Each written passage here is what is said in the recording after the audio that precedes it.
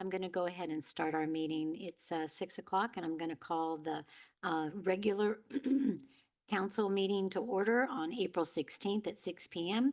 Will we all, sorry, stand for the Pledge of Allegiance? I didn't. I pledge allegiance to the flag of the United States of America, to the republic for which it stands, one nation, God, indivisible, with liberty and justice for all. Anthony, may I have the roll call, please? Yes, you may. Councilmember DeGolia. Yes. Councilmember Whitmer. Yep. Vice Mayor Holland. Here. Mayor Lewis. Here. And I'll note for the record right now, Councilmember Hawkins Van Wellian is not present, but when she arrives, I'll include her for the record. No, she's an Oh, excused sorry. absence. That's right. Okay, so it looks like the next item on our agenda is for presentations, and I understand we have a proclamation for Police Dispatcher Appreciation Week. And we have Commander Um, Larson. Say again? Commander Larson will come up. Oh, yeah, Commander Larson, yes. Good. Always great to see you, Commander Larson. Yeah. Good evening, Council. And first off, thank you for the opportunity for us to present this proclamation. It's wonderful to be here to be able to honor our dispatchers and that team. We have a phenomenal team of dispatchers, and I truly can't speak highly enough about them. One of the things that they do is they create that first impression for our police department. And as we know, first impressions are incredibly important, especially in our line of work. Whether it's a community member coming to the police department for assistance, calling for assistance, their first interaction is with our wonderful dispatchers. And that sets the tone for that entire interaction that police officer is going to go out and experience. And so for them to do that, they're creating an environment of calm. They're getting that person the mindset that the police are coming to help them, and they are really de-escalating that situation before the officers even get there. And that work is so important for us for when the officers show up. And I truly cannot speak highly enough about the work that they do. With me tonight is Dispatcher Deborah Allen. She is a phenomenal dispatcher, and she's here to read the proclamation. One of the recent things that Dispatcher Allen went through, she went through our CTO school, which is our communications training officer. And that's a program where now she is training new up-and-coming dispatchers within our agency.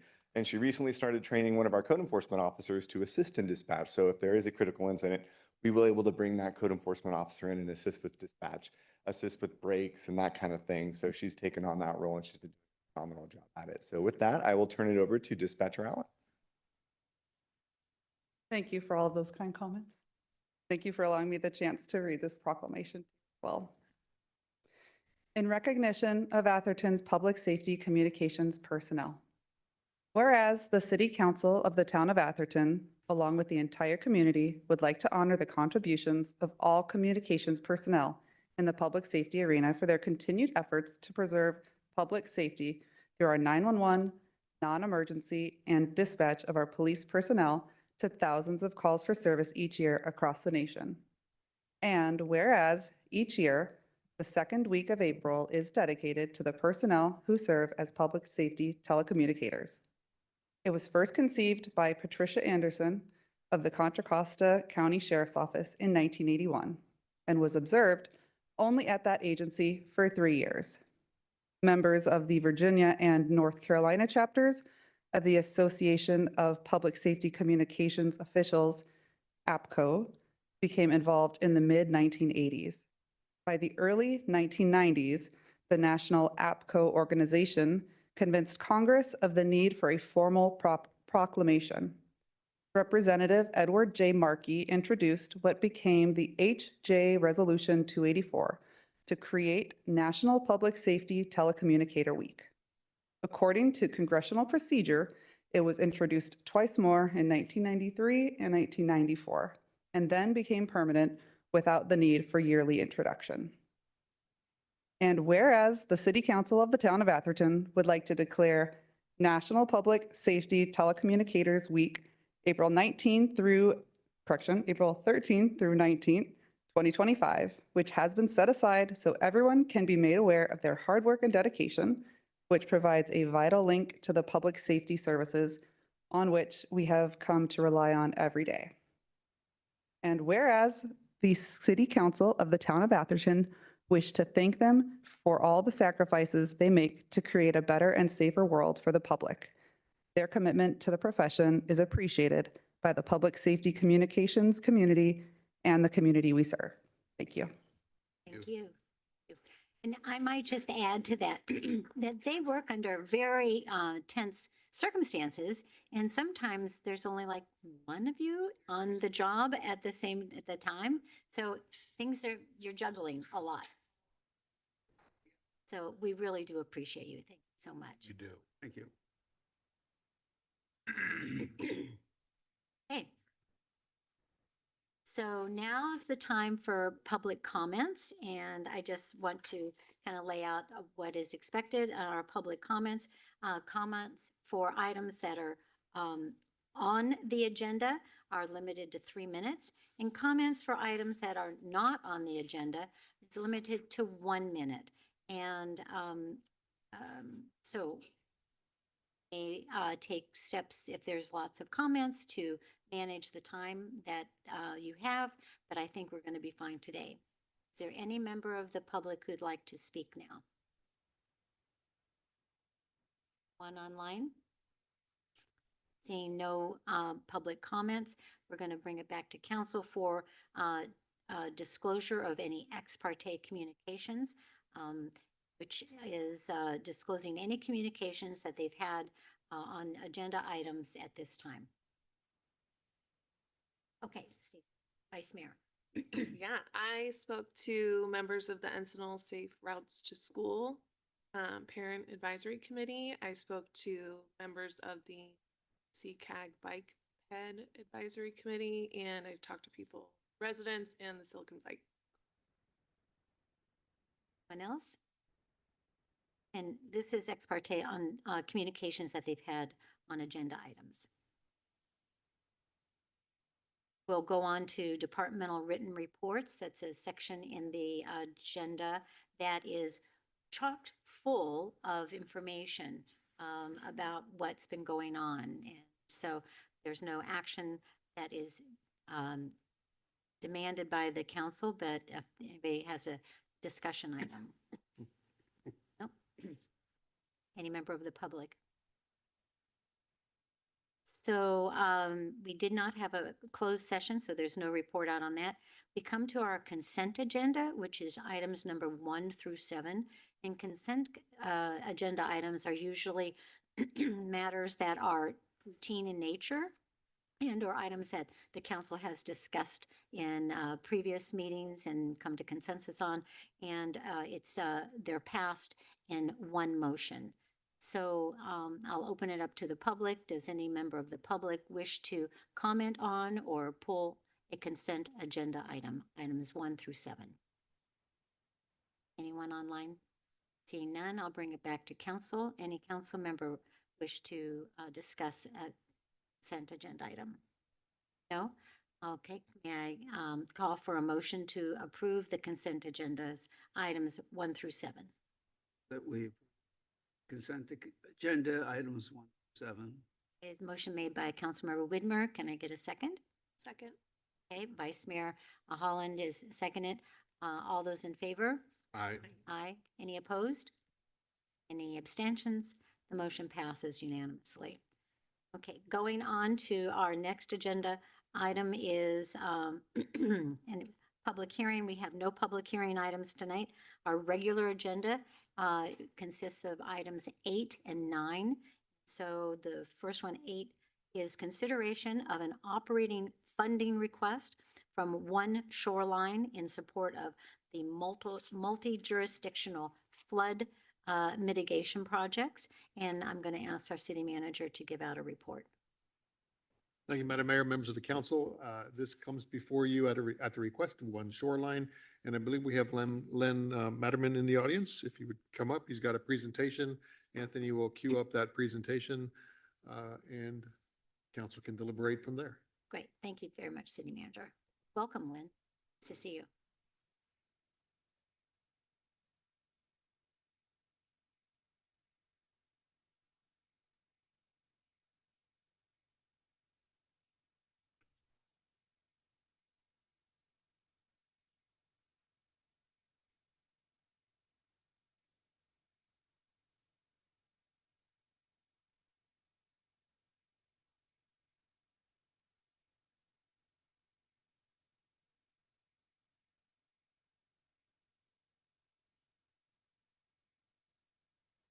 sorry.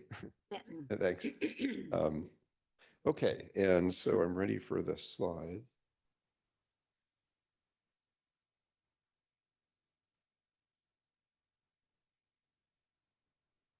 Okay.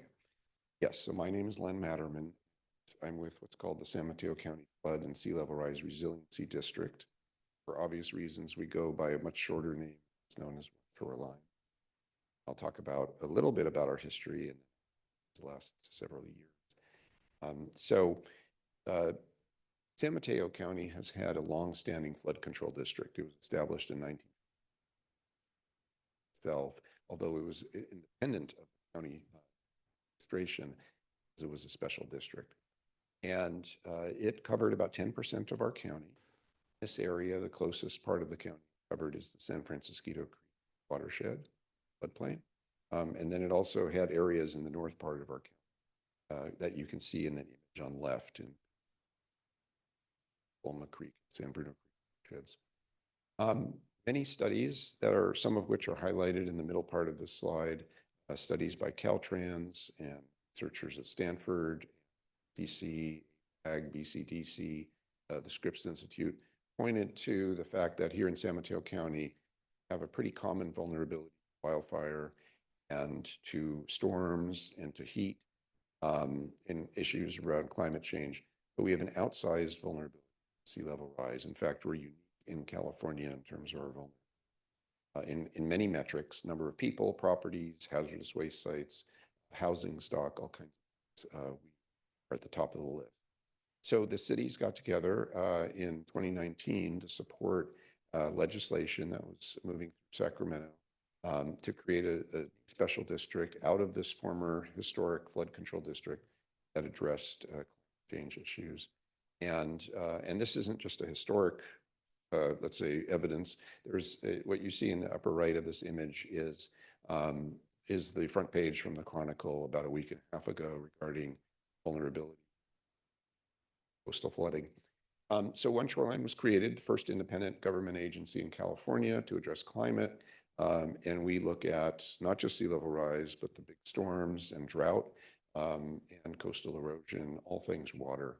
We take a holistic view of this issue, meaning we look at the threats, not just historic, let's say FEMA 150-year event or a 10-year event or whatever from a storm, but we look forward in what these atmospheric rivers are bringing. Sure, of course, we incorporate higher tides and other climate-related impacts. We take a holistic view to geography. Almost everything we do crosses jurisdictional lines. I'll talk about one of our projects that Atherton was part of in our early days in regards to that, and a holistic view of our objectives, meaning we look at resilience not just for our developed areas, but also for our natural areas and our open space and trails, but resilience, a long-term resilience of everything, and trying to turn water from a liability, historic liability, into a community asset, whether that's along the shoreline or along one of our creeks. Next slide, please. Okay, so on the left side of the slide, you see some of the major infrastructure that we have in San Mateo County, where it's located, and walk through this a little bit. One of the water treatment plants, there are many water treatment plants. All of the major ones are along either the bay or the Pacific shore. The one that I've highlighted there with the red star outlined in green, that's the water treatment plant at the edge of Redwood Shores that serves the community of Atherton, as well as many other cities in the south part of our county. And I'll talk more about that in a little bit. Our potable water from the Hetch Hetchy system comes in underneath San Francisco Bay at the location between Menlo Park and East Palo Alto, just south of the Dumbarton Bridge. That's relatively new infrastructure that was built it doesn't account for sea level rise, and it was built right on the water's edge. So that in and of itself, even though that's new infrastructure, it has to be protected. Our natural gas pipeline is most of it, about 80% of it, is within areas affected by sea level and groundwater rise. I'll talk about groundwater rise. And actually, I'll just say right now, groundwater rise is becoming increasingly understood, the issue, and might seem like we're far away from the bay and the effects of sea level rise and increasing groundwater. there are parts of Atherton that are subject to groundwater rise. And some folks may have pumps in their basement or something like that, but there's actually, that is an issue in many properties that are near water, whether it's one of your creeks, but also properties in Atherton, sort of the bay. So getting back to the major infrastructure, our electrical transmission system, the orange dash line, almost all of it is along the bay, either in the water or along one of our marshes and affected by this issue. And of course, our major roadways, Highway 101 and El Camino, as Atherton knows all too well, are subject to flooding on a regular basis, whether that's related to kind of the capacity of the creeks underneath it or the storm drain system. It's an issue that all the communities on the peninsula have. I point to the image on the right now, which addresses a new state requirement for regional shoreline adaptation planning. BCDC, the Bay Conservation Development Commission, put out guidelines in December of 2024. The California Coastal Commission put theirs out a month earlier. And the legislation in the state that was passed in 2023 says that all cities that touch water have to do the shoreline adaptation planning. So why is that important for Atherton? Well, as you can see, the infrastructure that serves Atherton, whether a person turns on a light switch or uses natural gas or flushes a toilet or drives on 101, all of these kinds of things rely on a resilient shoreline structure. So the areas that are outlined in purple on the right side of in the map are cities that have gotten together and asked One Shoreline to create regional shoreline adaptation plans. So we're working with the city of Brisbane at the north part of our county, and it touches San Francisco and on the north, and it touches South City on the south. And so we're working on behalf of Brisbane, that plan together. And then we'll also be working on behalf of East Palo Alto, Menlo Park, Redwood City, and San Carlos and Belmont to put together its shoreline adaptation planning. So that shoreline adaptation planning will be thinking about the resilience of the Silicon Valley Clean Water Plan. I'll talk again about later. Next slide, please. Okay, so here are our priorities, and these have been our priorities previous year, and they're likely to continue. We work in land use, and I'll talk more about that. Advancing regional projects like the one I showed previously in this previous slide, alerting people to and reducing the impact of storms, talk about that. And then things that Mr. Roderick's mentioned in terms of looking at long-term funding for the organization. So this is the way to kind of organize the presentation around our priority. Slide in. Okay, on land use planning. So One Shoreline was created in 2019, and what was envisioned back then was a focus on long-term regional projects that do resilience. What we noticed in our first couple of years were two things that weren't satisfied by that mission. One is there were many developments that were being proposed and approved by a local jurisdiction or by permitting by the state and federal government that weren't resilient. There were projects that were being proposed right on the shoreline or right along a creek that were essentially designed to be. And what you see in this image on the slide, in the lower left-hand image of the slide, I live in San Carlos. This is a project right side of that image. There's a development that was just completed in 2024, and it's opposite a pump station along a creek. And this is a creek flowing on a sunny day. So what you see here is you have a creek that's influenced by high tides, a pump station that is struggling to work opposite a new development that has all of its parking underground. And that's just not set up for long-term success. And so we saw developments like the ones on the left side of the slide moving forward, and we said we have to provide the cities with guidance on what they can do to ensure that the projects that they're considering can function for their intended lifespan. So we developed planning policy guidance. Our board adopted it in June, and it's for general plans, specific plans, zoning ordinances, and reviews of private developments. 5 cities have adopted aspects of this plan, and in their general plans or specific plans for zoning. And more cities are looking to adopt it through a communal work on the safety element. being organized. On the right side of this image, shows what we're working on in the next phase of planning guidance, and that's on public infrastructure. So we're going from private development, which we've completed, although we will be updating it for new science probably next year, to now we're working on public infrastructure. So we're starting with stormwater systems and roads, which, as you know, are very closely linked. You drive El Camino, are associated with a big storm. You see all the flooded signs in Atherton. You can understand that the stormwater system and the roadways are closely linked. And that's a big focus of the next phase of our planning guidance around public infrastructure. The other thing we'll be looking at right now is wastewater treatment plants and water recycling systems, so that when cities move forward on projects to plan, design, and build those, they're thinking about future conditions in the design already, and we don't have to go and retrofit like we do in so many cities have to do stormwater systems now. Next, we'll turn our attention a year later to marinas and parks and utilities as well. Next slide, Anthony. Okay, so this, I won't go through all of this. This is just a snapshot around the county of different projects that we're involved with. The one that actually I'll highlight two, and I'll talk in more detail about one of the two that I highlight. What you see in many of these images, they're all bounded by a purple frame, and two of them have yellow around that purple frame. So the one that's on the right shows the construction in progress. That is the Bayfront Canal and Atherton Channel project. I'll talk in more detail about that. Atherton, really important, critical contributor to that project a few years ago. The other one that I'll speak to is again diving into the Silicon Valley Clean Water. So that image in the middle of the slide shows the service area for Silicon Valley Clean Water treatment plant, and the location of that plant is circled in purple at the end of Redwood Shores. So that plant currently floods when there's a high tide. That is not like a hypothetical 20 years from now, 50 years from now. Water comes onto that plant property and floods, and it has a flood wall in front of it.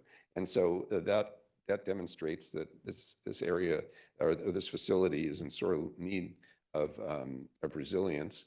And so we at One Shoreline wrote a grant proposal, and the $2 million was awarded to Redwood City to begin work on designing a system of levees and walls around Redwood Shores to protect the plant, to protect the Samtrans bus facility, to protect the San Carlos Airport and the areas of Redwood Shores that include Redwood City, San Carlos, and Belmont, tie into the Foster City wall that's just to the north of there, and of course tie into the city to the south.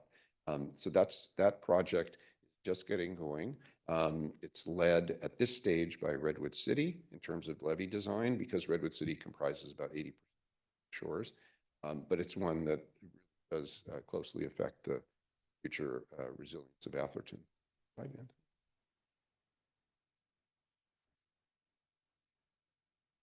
So, okay, so here's the Bayfront Canal Atherton Channel project. So this project was started planning in 2009, and One Shoreline was established in 2020. When we were established, the project was still in planning. Relatively small project, about $10 million total project. And there had been a design almost completed, and One Shoreline was established, and the cities came to One Shoreline and said, make this happen. And the reason it was still in planning after 11 years was, even though it was a small project, relatively geographically small, basically took water out of Bayfront Canal Atherton Channel system and underground sent it to the U.S. Fish and Wildlife Service pond. And the reason it was still in planning was because that short 500-foot distance involved county land and the jurisdiction of Redwood City and the jurisdiction of Menlo Park in a very short distance. It could never move out of planning into. So we viewed it as a proof of concept for One Shoreline, is there should be a way for a multi-jurisdictional project to happen. And if we can't do it, nobody can do it, because that's really why we were created, was to facilitate these actions.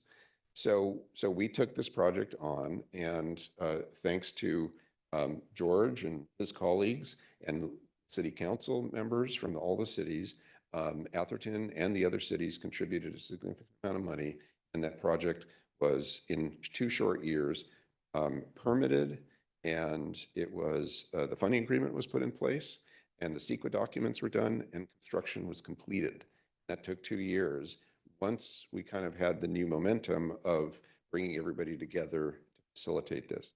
And at that time, I said to Atherton that your contribution is important, and it will be repaid with us working with you, okay, on things that maybe are closer to home, so to speak, right? Because even though Atherton contributed about 38% of the water, the actual project didn't take place within the town of Atherton. And I think, and I'll talk a little bit more about this later, but I think that the work that we're doing countywide on a flood early warning system, I think could be of great benefit to Atherton. And Mayor Lewis, I know that I made a presentation to CCAG, and we've talked about that before. And I'll get more specific on that in this presentation. But I invite the city or the town to work with us, as other cities and towns have done, to expand that system. And I think that that's an area of collaboration that we can go, well, actually, so this slide, I won't just read the bullets, but basically the project was done 2022, and it proved to be successful because we had that big storm New Year's Eve in January, and there was not flooding, whereas previous smaller storms caused flooding. So that was great. And now we're into the mitigation monitoring of the project, and certainly the maintenance and anyway, I can answer questions about that project. Next slide. Okay, so here's the beginning of 2 things, or maybe 3 slides on our flood early warning system and other activities associated with major storms. We're doing a lot. What I would turn your attention to is the image on the right that has that big excavator that's taking material out of Belmont Creek at Highway 101. So 2 things that picture describes about our activities the last few years. One is we noticed that a lot of the flooding was associated with Caltrans facilities, whether it's El Camino Real or Highway 101. And too many of our creeks are undersized and have debris that's been built up under those roadways that has never been cleaned out. And so we started working with Caltrans, the maintenance division at District 4, which is based in Oakland. And we came to an agreement that if we, One Shoreline, receive the permits and manage the cleaning out upstream and downstream of the Caltrans assets, they would clean out under their asset. They don't want to clean out outside of their jurisdictional area, their property. And they want to ensure that others do upstream and downstream, because if all they did was under the roadway, it wouldn't have the benefit. So we came to that agreement, and in fact, our permits will be not just for local jurisdictions to do the work upstream, downstream, but we're actually permitting Caltrans work, which is something they've never done with a local agency, and something they're using as a pilot to expand that kind of a partnership. Right now, one of the sites is Atherton Channel for this. The other sites are on Cordilleras Creek, San Bruno Creek, and Belmont Creek. So there are 4 creeks in our county. Those plus San Mateo Creek are considered the most flood prone. The city of San Mateo is doing their own permitting on San Mateo Creek, but the other 4 creeks we're doing. And I think that's also something that we could talk a lot more about in the future. So I wanted to highlight that. And then the image on the left side of this slide, which is from our flood early warning system. This shows Atherton Channel on New Year's Eve, what the elevation of water in the creek channel was then. And our gauge that is indicated by this graph is located on the very upstream face of the Caltrain tracks near the park, over Palmer Park. And so that provides some benefit to Atherton, but there's definitely room for putting another gauge upstream. And I'll talk about that in 1 second. Yeah, so this is more on our flood early warning system. It's countywide. There are 32 gauges, stream, rain, and tide gauges, and alerts both the agency and the general public if they choose in terms of flooding. And it also collects data to inform project development locations around the county. And we began to push alerts to staff when the gauge shows that 75% of the downstream creek capacity is exceeded. And then, of course, at 100%, because that's when we believe flooding will occur. And we do that for 4 creeks right now: Atherton Channel, Belmont Creek, and San Bruno. And the part of the slide that's in the upper right shows what we call a dashboard for Atherton Channel. We have dashboard, it's hard to see, but basically we have dashboards that make the information, I think, easier to digest. And one is focused on what's in the creek. The other one, thank you. The other one, another graph is focused on our tides, and another is focused on. Happy to talk more about that if that's helpful, or send any question about that slide, Anthony. Yeah. Yeah, perfect. Okay, so finally on this, on the early warning system, we've been in an expansion mode the last couple of years. We've expanded the Pacific Coast side in Pescadero, and we've expanded to the north part of our county in San Bruno Mountain, and also in the city of Millbrae, working with the Green Hills Country Club to put new rain gauges in the golf course there, which has a creek running right through the golf course, and parts of Millbrae downstream of that golf course and flooded. Future expansion possibilities include Atherton Channel as well as San Mateo and town of Pacifica. So drilling down, if the city wishes to pursue this, to have another gauge farther upstream to benefit areas of Atherton closer to, or let's just say anything upstream of the Caltrain tracks, excuse me, is this location, which is at Alameda de las Pulgas, and it's right across from the school. And this is where the channel goes underneath Alameda. And as folks might remember, there was flooding there not too distant future. And so what this would do, this location would benefit certainly that area, because in real time they'd understand the water level, but also it could benefit areas downstream between there and, let's say, El Camino or something that are subject to flood. So we have a consultant that works for us on this system, and they put together some documentation associated with this, and we're happy to talk to this town, about that, about what it would look like to install that. So one more, yes. Okay, so this is on the funding. This is what George Roderick was talking about. In end of February of this year, a letter came from One Shoreline, our chair, Debbie Ruddock from Half Moon Bay, and Lisa Gaucher, new county supervisor, myself, asking all the cities to contribute further funding to say mirror what they did in 2020, 2021, and 2022. Those 3 years of funding were received at the very early stages of One Shoreline. We've been able to take that 3 years of operating money and extend that to 9 years. So that's the good part of the story. We did that through additional grants, or through grants, I should say, as well as efficiencies in operating as compared to what was envisioned.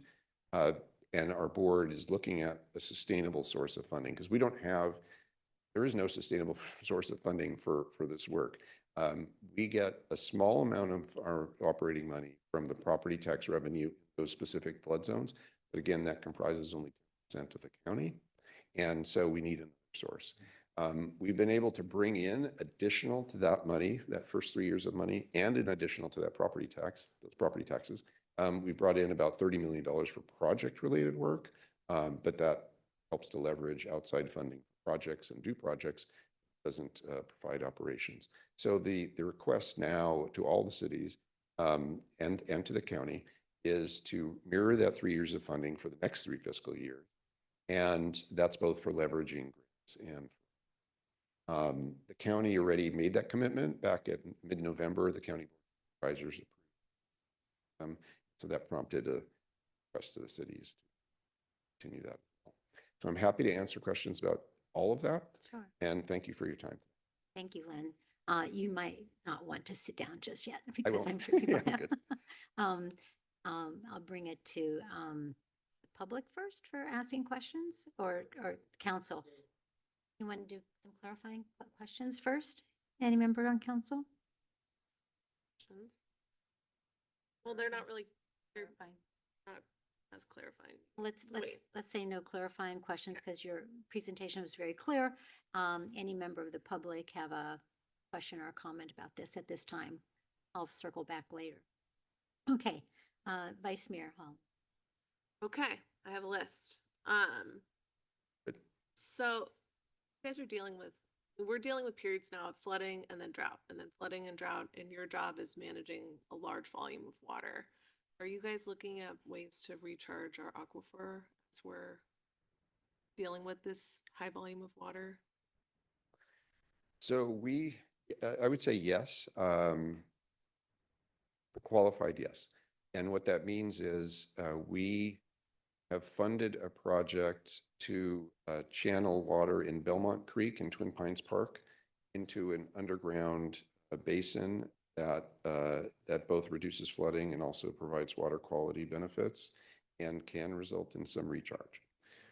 We are participating in terms of funding and land rights in a project in what's called Orange Memorial Park in the city of South San Francisco.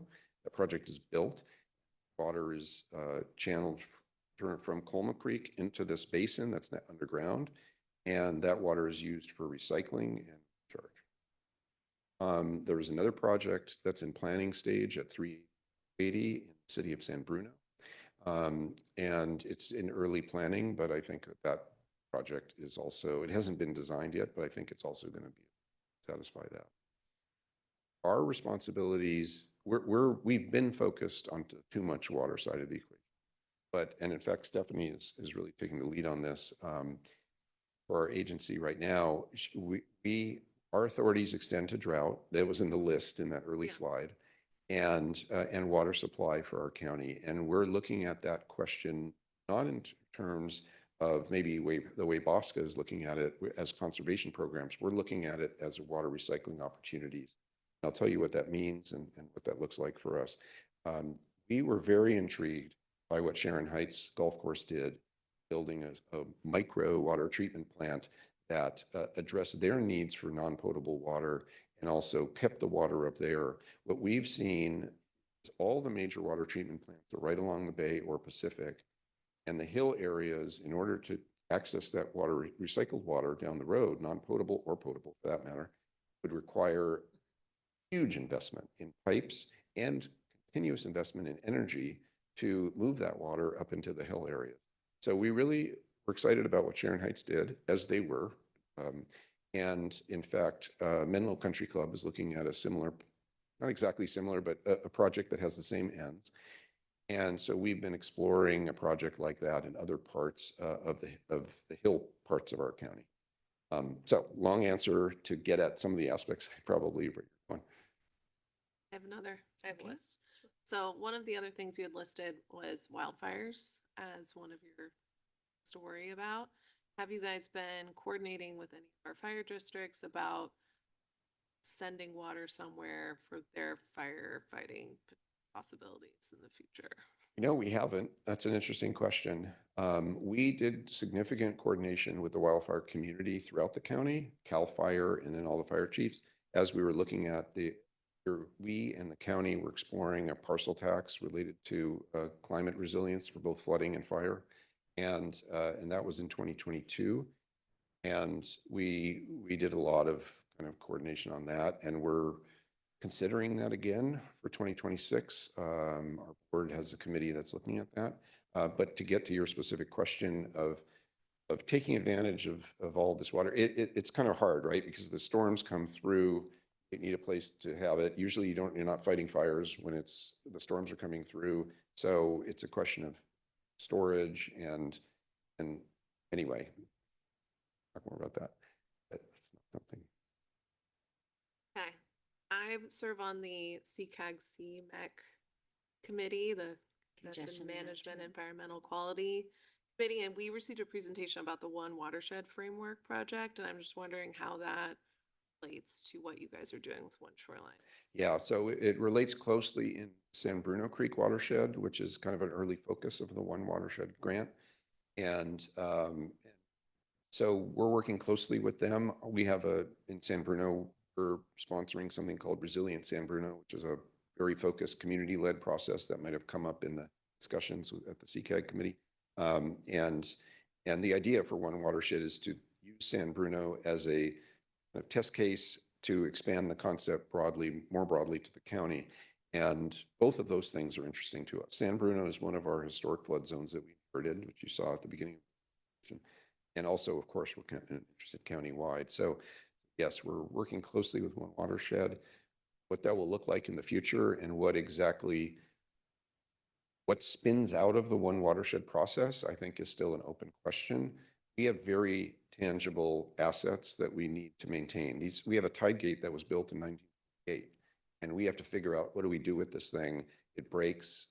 Very few companies that can fix a pump station that was built in the 1950s. So we're like in the trenches on these things at the same time as trying to figure out, okay, we're looking at future climate conditions, and One Watershed is more on that future climate conditions. We're certainly interested in that, but we also have to keep people safe today. So that's a big challenge for us. Okay. That That was it? well, then my last question is, if we did want the upper channel monitor for the Atherton channel, like can we just get one right now? Or like, what's that process? The process is, so we have a proposal that was put forward, I think. This is at Alameda, at the Las Yeah, Alamitas School. we're doing some Yeah. big renovations there. Yeah, something like that. And there are costs to that, financial costs. But where I talked to the consultant last week in preparation for today, I asked the consultant, relook at the proposal and tell me where things are at. And what he said was that if it was integrated into our countywide system, we would recommend, and I think makes sense, it would actually be quite a bit cheaper than what they were talking. Their assumption in the proposal was that it was an independent monitor that was really just an Atherton thing. And I'm not sure, I wasn't part of that. I'm not sure why they made that assumption. Maybe it was good point, maybe it wasn't. But anyway, what he said was, if you integrate it into the countywide system, fold in most of the costs.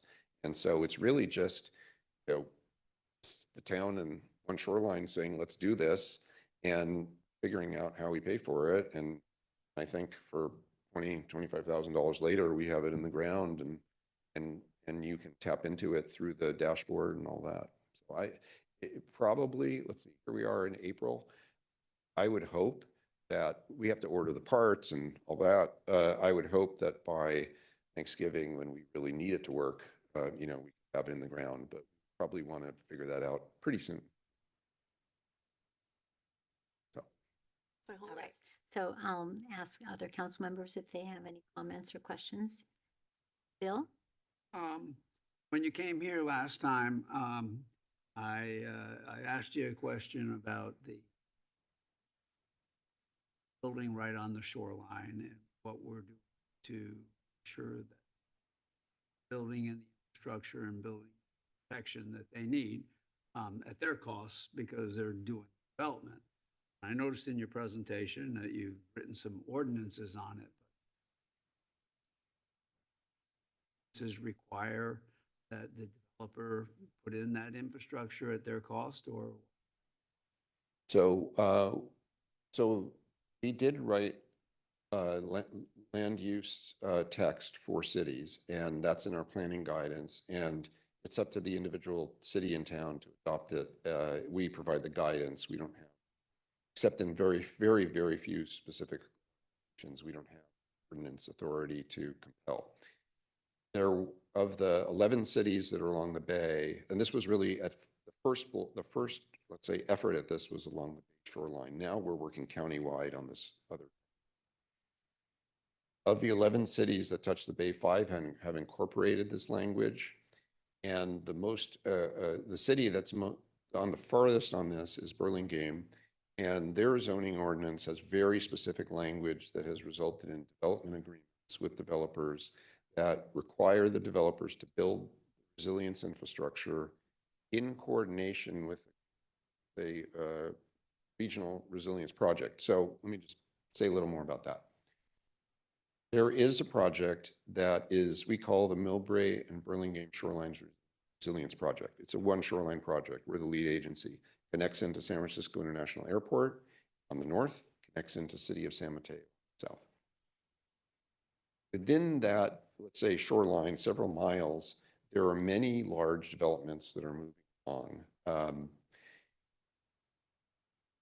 We are working with several large developers, very large developers, some of which have a kilometer of shoreline just on their property, very large properties of shoreline, to have them comply with the ordinance, which requires them to build it. And the reason that we want to be in the room at the early stage is we want our design for the rest of the shoreline to meet up, not have conflicts, and have no regrets on their development or on our piece. And so that they and their neighbors have a somewhat seamless shoreline as much as is possible. So yes, there are really good examples of these requirements, but they're pretty few and far between at this moment. I mean, this is early days for climate resilience adaptation, right? Only been in existence for 5 years. We put out this guidance in 2023. And so, we're checking that box. There are certainly developments that are moving forward in some cities that don't check that box. And I worry for the retrofitting that's going to happen on those properties where you have, the value of the property is in some way tied to the location and the water, the proximity to water. And I worry about what the retrofitting looks like down the road, either related to a creek, like the picture I showed, or related to the shoreline. Right now, we're working with the property owner where Benihana is in Burlingame. I don't know if you know that property, but it's right on the bay, and you can see San Francisco Airport from them. And a big part of the Benihana value is its location, and people love to go there. And so we need to talk. We need to figure this out, right? So I would say the answer to your question is, have we done it? Yes. Have we done it enough? No. Because I would hate to see somebody do a development on tax that may come that all get a chance to pay for. I got two other questions. The first one you kind of touched on is the water treatment facility, as well as, and you did mention sanitary district, but picture. So talk a little bit about protecting those facilities because they leak out into the bay. It'll be Sometimes. another. Yeah, so our focus is on the plants that are at the end of that system, right? So like the Silicon Valley Clean Water Plant, and that's West Bay's new facility at Bedwell Bayfront Park or something like that. That's where we intersect with them essentially. The only exception to that, and we haven't really gotten into this yet, is in some areas of our county there's combined stormwater and sewer overflow systems, and those tend to be not very resilient during big storms. And so that's something that I think our public infrastructure guidance on the stormwater side will look into. And then on your, I think you did answer partially to George when question about other communities that have actually committed, not promised, but committed. In the second round, so yeah, what I indicated was that there are several city managers so the question is, in regards to the second round of funding, cities have said yes. So I can't speak for them, right? Especially for their pocketbooks. What I can say is that several city managers and elected officials at several of the cities have said that they either plan to put it into their budget or they're talking internally about that. And that's really the best that I can do at this point. And that, every city should make a decision based on the value that it sees from our enterprise and from being part of the broader regional enterprise. And, whatever happens, we're still working with Atherton. So, yeah. What amount that county? County committed the same that it did last time, which was $750,000 a year. Great, thank you. And the idea there is So we got the first 3 years, as I said, we've extended it for 9 years. We're looking at ballot measures or other measures to like turn this into a thing where we don't have to come back. And we want to give ourselves enough of an on-ramp so that we have time that, let's just say, going to a ballot in 2026 for whatever reason doesn't make sense, that we intend to go to a ballot, that we have enough time to continue our obligations in these projects and not worry about Uh, You talked about the facility in Belmont, and I'd like to understand that a little better. And at the same time, you talked about the facility in South San Francisco, the water capture facility. Yep. We're quite familiar with that facility because we looked at doing the same thing under our park in order, principally for us, in order to take flood water out of the Atherton Channel when it was at a high level, put it into that facility and then discharge it, clean it, take the trash out of it, which would have been a big benefit to the bay, and then discharge it when there's not a risk of flood. And it sounds like, from what I heard, although I want to confirm it, that the South San Francisco facility is using that water capture for recycled purposes. Is that right? That's correct. That's pretty interesting. Yeah, trucking it off. That's Yeah. the idea. Oh, they're Yeah. trucking it off. Yes, Okay. yes. And we didn't contemplate doing that, but that would be doable from that facility. There was access to the water. But when we contemplated doing that, Caltrans funded the assessment, and we did a very deep dive on a conceptual facility. In my opinion, we made the error of not following through on that, and we didn't use the Caltrans money to build it because we didn't build it.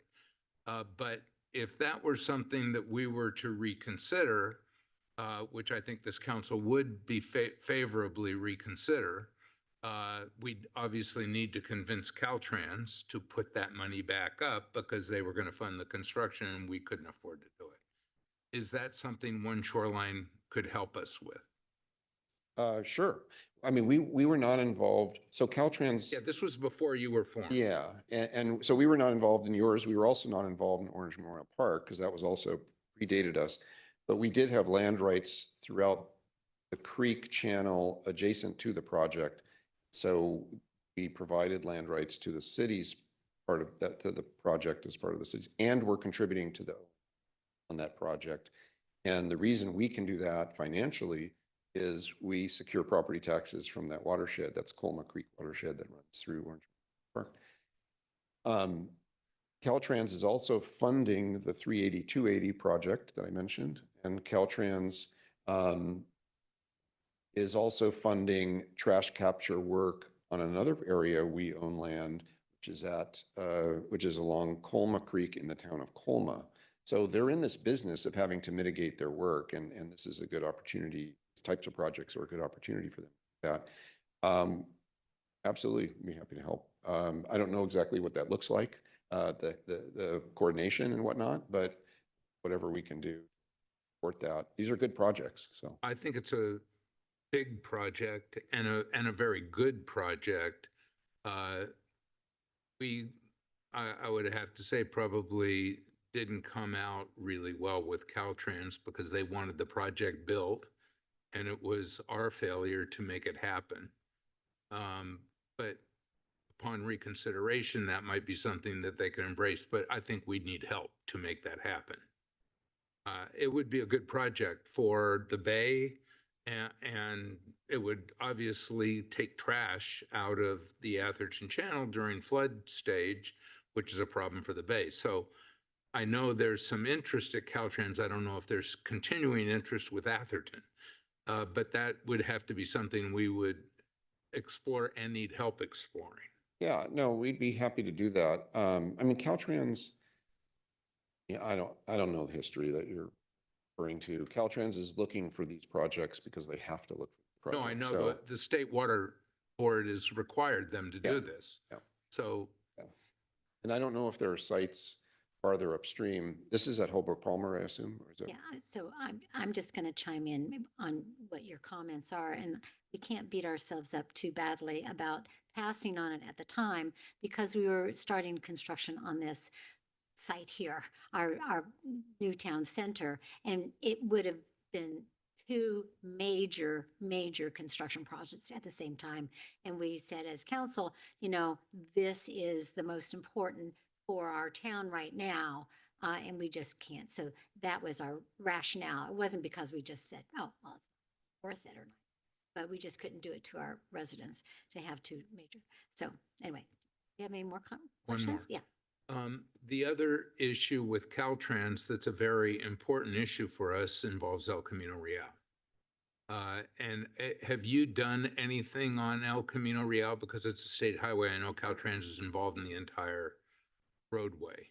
So what we've done, what Caltrans and many of the cities told us after the New Year's Eve storm was the biggest, so the confluence of roadways and creeks that go under them is the problem. And that's because the debris has not been removed, in some cases for decades, right? So you look at Belmont Creek or San Bruno under Highway 101 and like 80% sediment and other stuff, and it's no wonder it floods. So that what we were hearing from Caltrans and from the cities was the biggest reason that we can't go in there and deal with it because environmental permits are very difficult to get. And so that became our focus. So we're getting these 5-year maintenance permits for the intersections of Caltrans property. In Atherton Channel's case is at Haven Avenue. So there's also other areas of Caltrans, as you indicated, but Haven is a Caltrans owned site. And so Haven at Atherton Channel, plus Cordilleras Creek at El Camino, plus Highway 101 at Belmont Creek, and Highway 101 at San Bruno Channel. Our work with Caltrans on El Camino basically looked like this. We agreed with them on what needed to be done short term, meaning the next 5 years, and what we would include in our permits, and on a strategy to mitigate for the impacts of those. And we on Shoreline submitted the permits and negotiated with the permitting agencies, and knock on wood, we're going to be able to actually get in there and work starting in June, which is the beginning of the window you can do. And those permits and this work was all to clean out the existing channels. Under the, yeah. I'm just going to say that our maintenance crew has been really good recently about cleaning out our channel, and it's, and keeping it free of landscaping and debris and Yep. overgrowth. It's So great. that is important because otherwise it has overtopped at Marsh Road there because of the stuff. So thank you guys very much for that. Yeah, a lot But of work. one issue that we do have is it doesn't relate to the creek, and in our case, the channel, which Yeah. was the creek. It is, we have flooding on El Camino Real because there's no real drainage other than the channel, and close to the channel, everything goes into the channel. But north of the channel, at one point, there was a connection to a waterway that goes through Redwood City, and that got shut off. So that got shut off by Redwood City, and our connection to it got shut off. They still have it going down, which it's part of what goes into Bayfront Canal. But theoretically, we could do something with that to use it to take care of some of that flooding, but that requires some multi-agency agreements that don't look likely to happen. And One Shoreline may be able to help with that.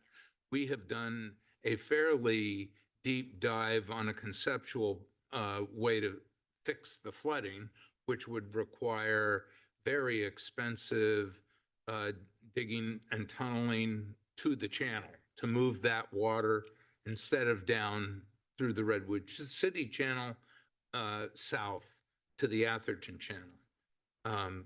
And I mean, I think we should look at what makes the most sense, but if what made the most sense would be to move the water north to Redwood City, we'd need help to put a deal together with Redwood City, which one shoreline may be helpful with. I mean, possibly, that's new information for me, and so I appreciate that. One of our newest board members, a Redwood City City Council member, Kaya Aiken.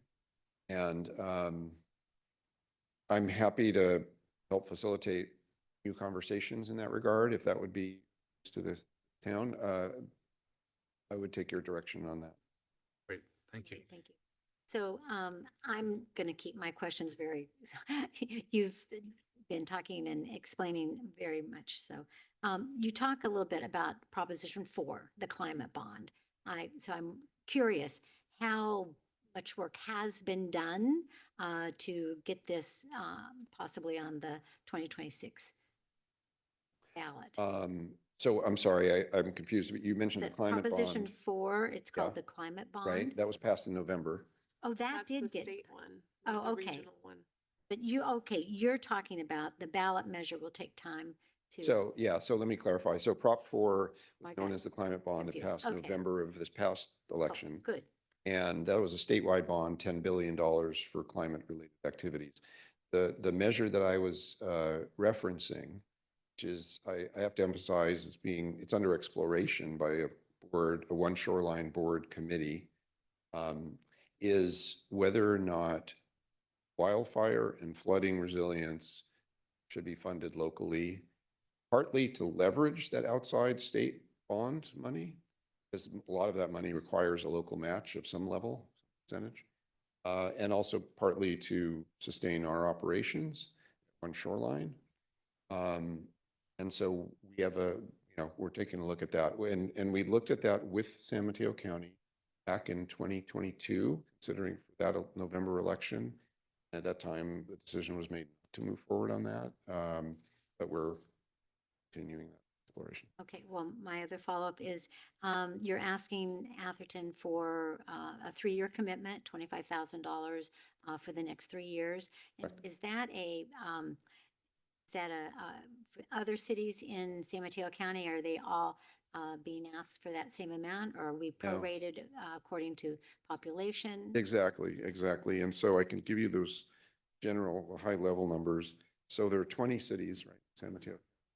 And it was divided according to population, 3 tiers. So the largest 4 cities, their contribution was and is requested again at $55,000 a year. And the middle tier is 9 cities, and their contribution request was $40,000 a year. And then there are 7 cities in the smaller population tier. Thank you very much. Sure. Other comments? Okay, thank you. Okay, thank you. So Good to be with you. We'll bring it back to council. This is a recommendation that council review and approval, consider the approval of the request from One Shoreline for an operating fund contribution of $25,000 per year for 3 fiscal years, 2025, 26, 26, 27, 27, 28. So does anybody want to make a motion? I'll make the motion. Thank you, Vice Mayor Holland. Any second? Okay, Councilmember Winber seconded. Other questions? Well, I have a question. Yes. So we're in the middle of our budget review. Why wouldn't we just include this in the budget? Okay, Making a motion, do that. put it in. This is a general fund or not a CIP request? All in favor? I Aye. Opposed? Any abstentions? This motion carries, and thank you so much, Ellen, for all of your hard work, and nice to meet you. Hire more people from Atherton. Yeah. Okay, thank you.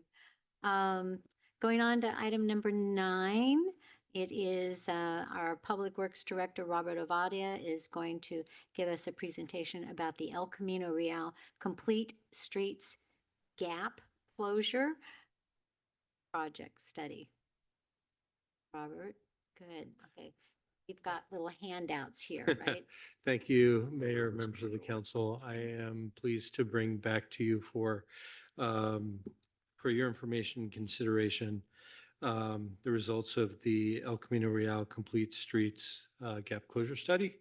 We last brought information to the council on this item back in November when we were whittling down from 7 different alternatives to 3 for further evaluation. And so today we'll be giving you kind of an update on where we are and kind of the findings that we've had. And so just we'll be rehashing and re-reviewing some of the background that we've gone through. A review of the different alternatives that were moved forward following that November meeting. Some information regarding public outreach, some of the traffic analysis that was done, and some recommendations for next steps. And so just a reminder, we're in the conceptualization side of this right now. This is just trying for us to figure out what we would like El Camino Real to look like. And so as we started this effort, we started with community outreach to see what the issues and concerns on El Camino Real were, looked at the goals and objectives and kind of tried to come up with some ideas for how to deal with it. Moving forward, taking those ideas to the community to get feedback, and then looking at what preferred designs we want to move forward. So as you know, El Camino Real historically has been a highway. It started out as the Kings Highway going from San Francisco down to San Jose. Much has changed along the peninsula. We have a gap here where things haven't changed very much over time. And so what we have is we have an area that still acts as a highway. There are no pedestrian facilities or bike facilities on El Camino Real. Speeding is something that is of concern. And we look at leverages. This study was funded with the help of the Transportation Authority and supported with their staff and their consultants to help us do the study. So I'm going to take this opportunity to thank them. We have Carolyn Miramaldo here from the Transportation Authority. Peter Skinner's here as well. We have Jessica Manzi, I think, online. We have our project manager, Douglas Kim, and then we have a few folks from the consultant team that worked on the project at WSP. That would be Michaela Sword, and then one of their sub-consultants, Andrew Lee, all available to help answer questions as after we go through the presentation. Ultimately, there are and I'm going to hit it later on, there are another parallel efforts going on along El Camino Real. And as we get through our visioning and conceptualizing our options on El Camino Real, this information is going to feed into those other visions. So project goals, again, are to improve safety, quality of life, enhance access, improve connectivity, and to expand travel options. El Camino Real, as you know, has been a priority, not just for the town, but regionally.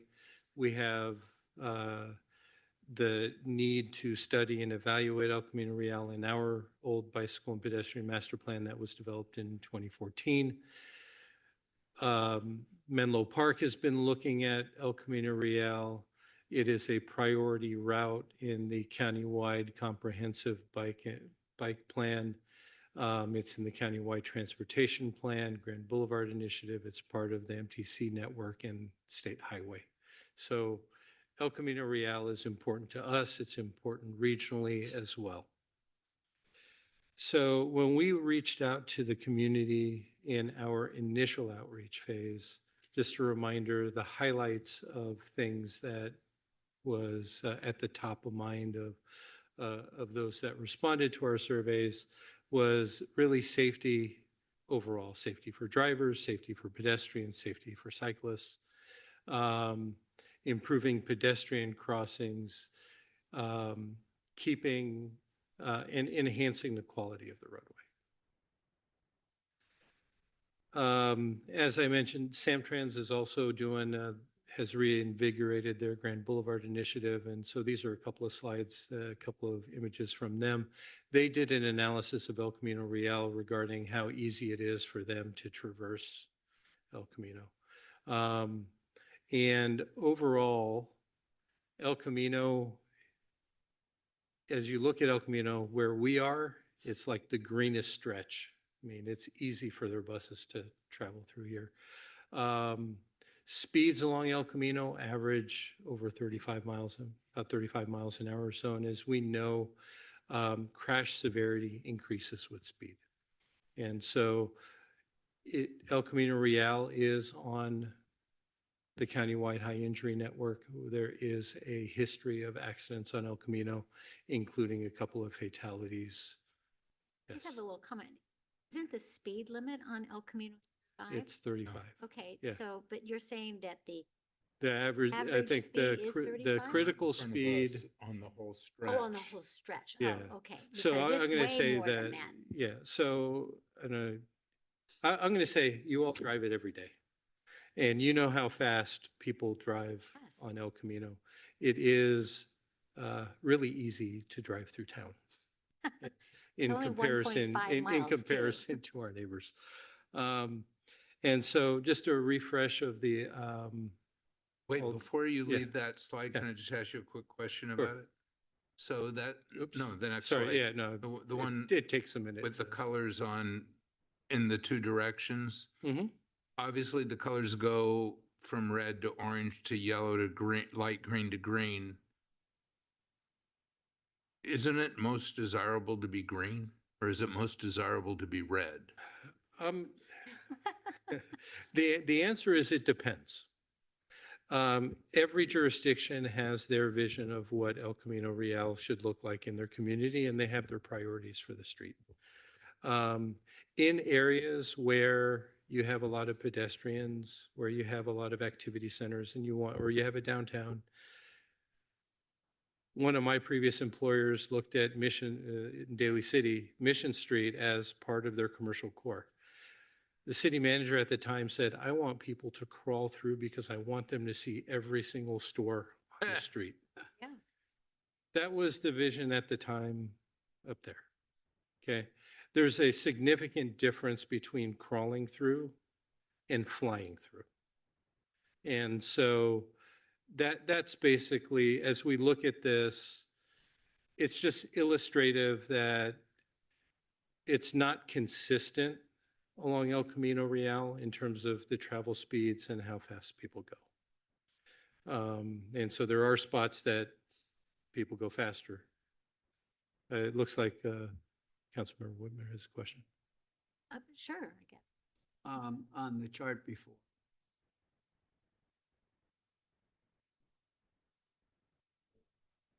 I wasn't sure how to read this. That like, what is 8.52? If I recall correctly, they asked folks to rank their priorities. Okay. And 1 and so the higher numbers are basically people that rank those items the Well, highest. when we looked at detail, Transportation Committee, seemed that Atherton to Yeah. drive through the town fast, okay? And I don't see that on this So chart. this, as a reminder, is the phase one survey before we developed any alternatives. This is when we were trying to figure out what people were concerned about. I'll be highlighting that information further All on. right, fine. That's the only, appreciate it. Thank you very much. Sure. Done back. So just a refresher as we go into talking about the alternatives that you all recommended that we continue forward with that phase two effort. You know, El Camino Real is constrained. It's got limited right of way. So we have, I say, ultimately, the space that's available is defined, and so whatever we do has to fit within there. The concerns that we have is really to minimize impacts to our residents that live along El Camino Real, minimize diversion associated with improvements, and to, as best as we can, make a seamless transition from one community to the other while providing facilities that are needed by our residents and others. And so all of the design options that we did move forward into this second phase include common elements, and that, you know, some are more aesthetic, like better lighting because El Camino gets really dark. And so better lighting will improve safety generally in the evening, at night. Improving bus access. As you know, we have bus stops on El Camino that are either just a post on the shoulder, or there's actually one bus stop that has a shelter that's an island that doesn't have any pedestrian access to it. But really the key is to enhance safety, and that includes at intersections, improving crosswalks and others so that we can improve safety, access, and mobility. And so as a reminder, concept one was really the bare minimum to provide for bicycle and pedestrian facilities. It retained the 3 lanes in each direction, provided about a 4 to 6 foot wide sidewalk, which is really constrained, and a striped bike lane.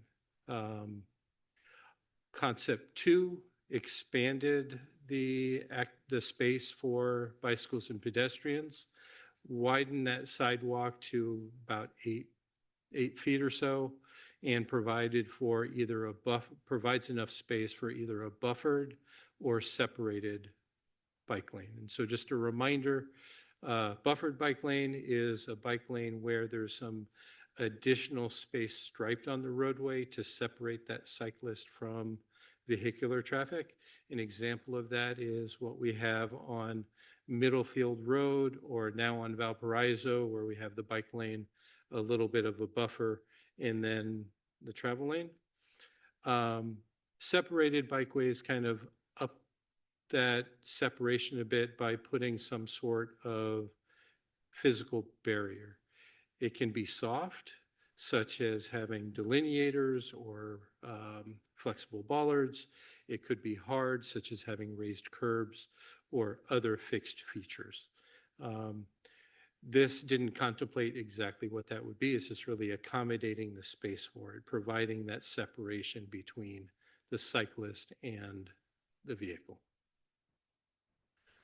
Then the third option that was advanced to the second phase is basically some kind of middle ground, where you put 2 lanes in one direction to provide that greater separation and 3 lanes in the other. And we have a situation there right now where in one direction at the south end of town, we have 2 lanes in one direction and 3 lanes in the other. And so kind of taking that, and at the north end, the idea was to kind of flip it. So basically have the 3 lanes in the northbound direction and 2 lanes in the southbound was how this concept was moved forward.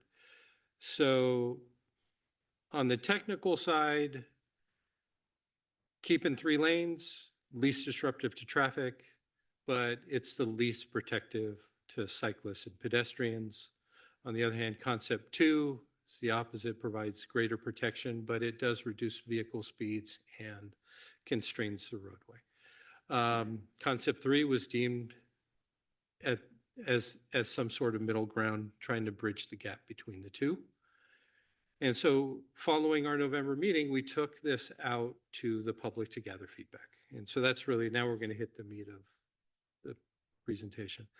And so we took these ideas, these concepts, created surveys, an online survey. We had about 500 folks, almost 500 folks that responded. There were a couple of focused listening sessions, pop-up events that included here at the library, at Menlo College, and in the North Fair Oaks community. We did social media posts, letters to folks, and just general outreach to try and get feedback. Really wanting to know what people liked and disliked about the options and what the preferences were. And so kind of, I already kind of hit this, but here's a couple of pictures of a couple of the pop-up events. But what we heard was, there is a strong focus and concern about safety, really the lack of infrastructure. And as you know, flooding is a problem on El Camino. So that was reiterated by folks. There's a desire to try and balance the modes of transportation, and a concern about how the improvements would affect vehicular traffic. So it's just kind of reiterating the things that we already know and are concerned about. And so with regards to the survey results, as Councilmember Whitmer alluded to, overall, as you take the answers as a whole, concepts 1 and 2 were really where people fell. They didn't really think that a middle ground was the way to go. For Atherton for respondents that said that they were Atherton residents, there was a preference towards concept 1, which is keeping the 3 lanes. And so just kind of, again, overall, if you take the aggregate, it's pretty much even between concepts 1 and 2. And so through this, while this was going on, there were traffic analyses done. And as suspected, as you take away a lane of traffic, you are going to slow people down a little bit. And it's going to take a little longer to get through the corridor. One would have presumed it would have been a longer time impact and a lower level of service. As they looked at the level of, go ahead. Sorry, before you get into the weeds on the traffic analysis, I know the designs included traffic lights on Salvi, Watkins. When you're doing your traffic analysis, did it include light impact or just the lane? It included everything. So all alternatives had certain assumptions, and those included, I'm going to say, things that aren't in yet and may take a while to happen. And so that includes an assumption of the Watkins traffic signal that will be funded by Caltrain as mitigation for the electrification project at some point in time. It included changes to Selby, including signalization at Selby. And so there were these assumptions baked in across the board. And so when we talk about the delay, it's the relative delay, It's cumulative. assuming that these things are all in.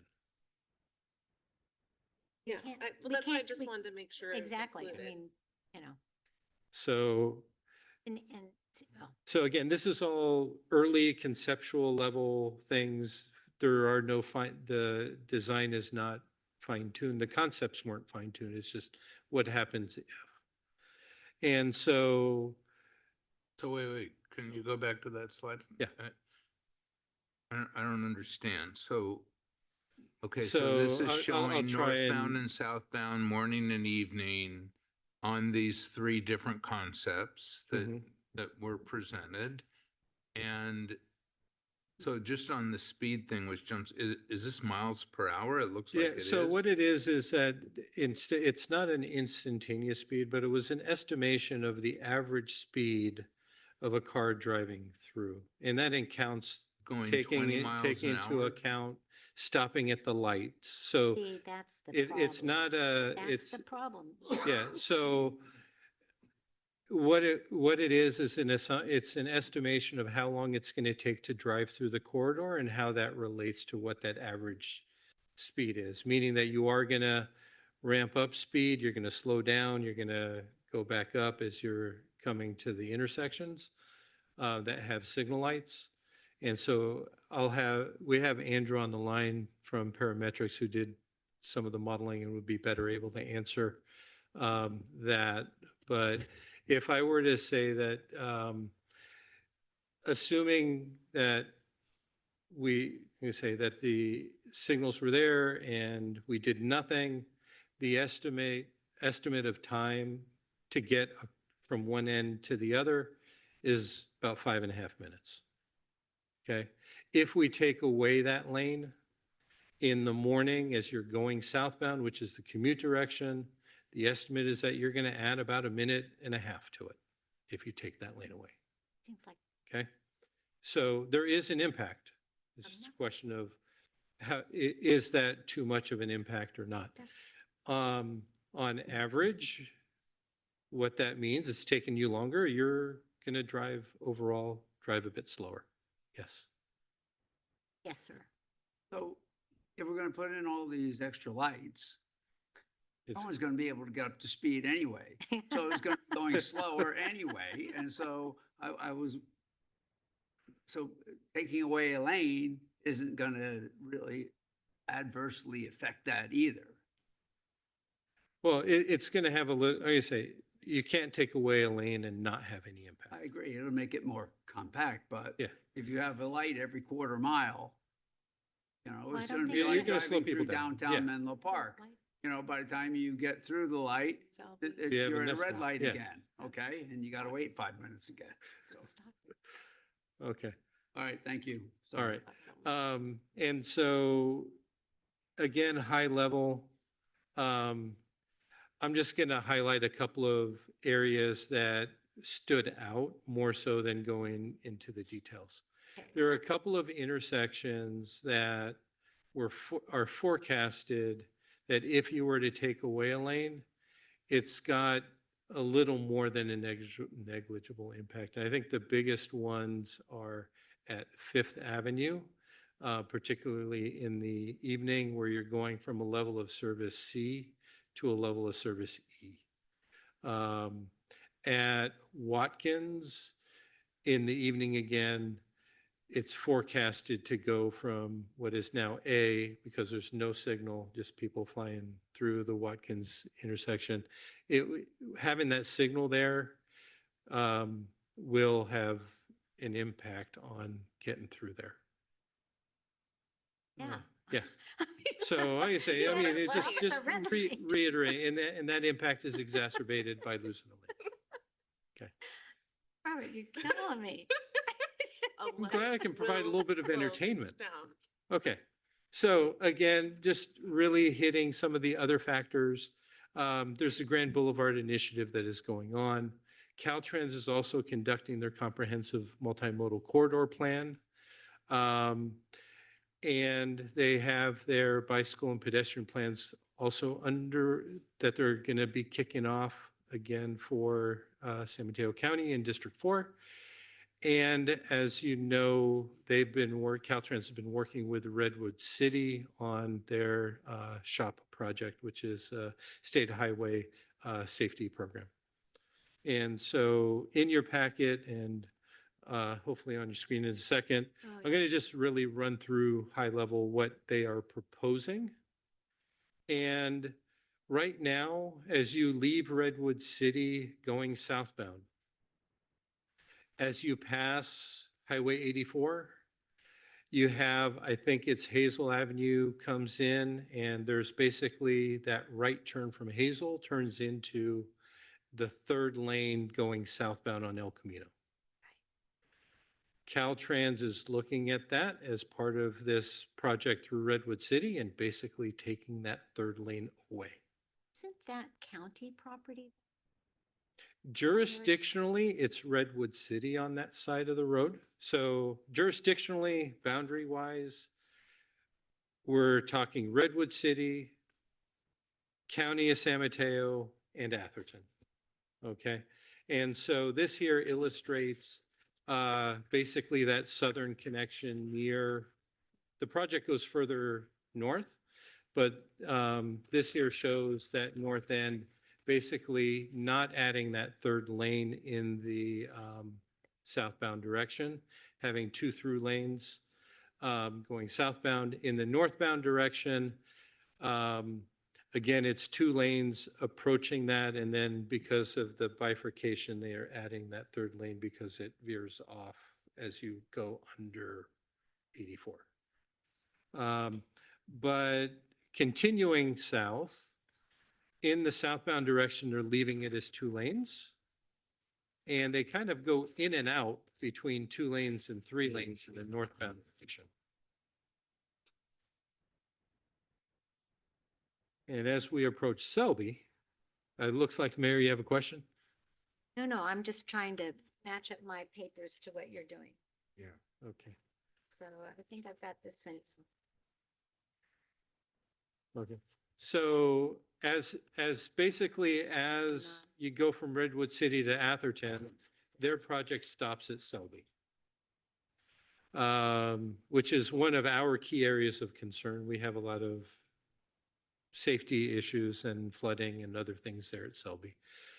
They're widening out again between Renato Court and Selby and adding back that 3rd lane to match up with what exists right now to the south. And so as we look at what are things going to be in the future, conceptually, this is kind of where things are lining up north of us. As we know, to the south of us, things are already 2 lanes in each direction. What? As, You mean Menlo Park? The park, yeah, Menlo Park yeah, but is then gonna, in Menlo Park, it's also 2 lanes. yeah, yeah. 2 lanes. So this is the big picture slide. Before, say, We're way in the beginning. Right? We're figuring out we're starting to figure out what we want El Camino Real to look like. There are a lot, this being a state highway, there's a long process for improvement. So this will feed into the Grand Boulevard Initiative, which is developing the project initiation documents for the state. The next step is to do really picking whatever the real alternative is, getting the project approval documents through the state along with initiating the environmental documentation. Following that is when you start really hammering out the design details, the design, putting it out to bid and construction. So this again is that feeder. Our first thing is kind of starting to look and really kind of narrowing that wide field is what we did. We started out with 7 different alternatives and we're winding that down to try and get closer to what we want. So what we are recommending based on the feedback that we've gotten is to advance concepts 1 and 2. Don't pick right now. We know that we have a need to provide bicycle and pedestrian facilities. There are 2 alternatives that have risen to the top. We want to further evaluate those through those next 2 phases. Continue to engage with Samtrans, the TA through the Grand Boulevard Initiative, and with Caltrans in the C in their multimodal plan, and look at funding opportunities both for us and to assist others to help move this along. This is a regional project by nature. It's a state highway. It runs through. It serves us. This is the way everybody gets in and out and going home. But it's also a main thoroughfare through our town, and so there is a lot of interest and others with significantly deeper pockets than we have to help carry forward the efforts. Our intent is to be partners with them and help guide their vision, work with them, and bring things back to the city council as we get more information, as these studies get done, to really refine and pick that final alternative. So we're looking at finalizing this document next month. Again, to continue coordination with the other efforts. We've been advised that Samtrans is looking to put in a grant application to do the project approval and environmental documentation for the corridor. And so we would support that, maybe hiring a project manager to help us coordinate and do public outreach and make sure that our visioning goes on, but we potentially won't have to do the heavy lifting. But that being said, that's looking at the overall picture. we know we have issues at Selby and El Camino. If there's a way for us to get something done sooner, we are looking at, there's a couple of funding opportunities that are coming up that with your blessing, we would like to move forward with trying to find funding for. So with that, that's my presentation. You've asked some questions in advance. I do have consultants here and on the line to answer questions Thank you. if you would like. Otherwise, you can open it up to public Sure. comment. So I think that what would be good is I bring it back to council and ask council if they have any clarifying questions for you before opening it up for public comments. Then back to council for comments. Okay, yes, sir. In your next steps, you've got the bullet point, pursue funding for Selby Lane ECR intersection. Is that funding for what? So as envisioned right now, and this is, we're really going to be seeking feedback from you, is looking at signalizing the intersection, improving the crossings, and dealing with the flooding there at the intersection. You can't really improve the crossing and have people walk in water, Have people walking in water. walking And in so- water? The flooding. Yeah, well, it's flooded. Gotta fix the So flooding. that, and if you don't address the flooding, it's still going to be a problem. So if there's a way to, I'm going to say, to address both things at the same time, that's what we would be And looking for. when you say signalize, are you recommending a full-fledged traffic signal signal. or a pedestrian? Right, signal? right now, I think that in my ideal world, it would be a full traffic signal. That really would facilitate access in and out of Selby. Right now, it's really difficult for the residents on Selby to get out onto El Camino. If we're not going to signalize it and you're going to put a hawk beacon, you're going to restrict left turns and people won't be making left turns.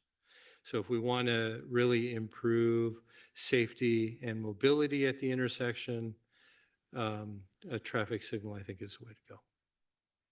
I'd like to make a follow-up question on this topic, if I may. Sorry.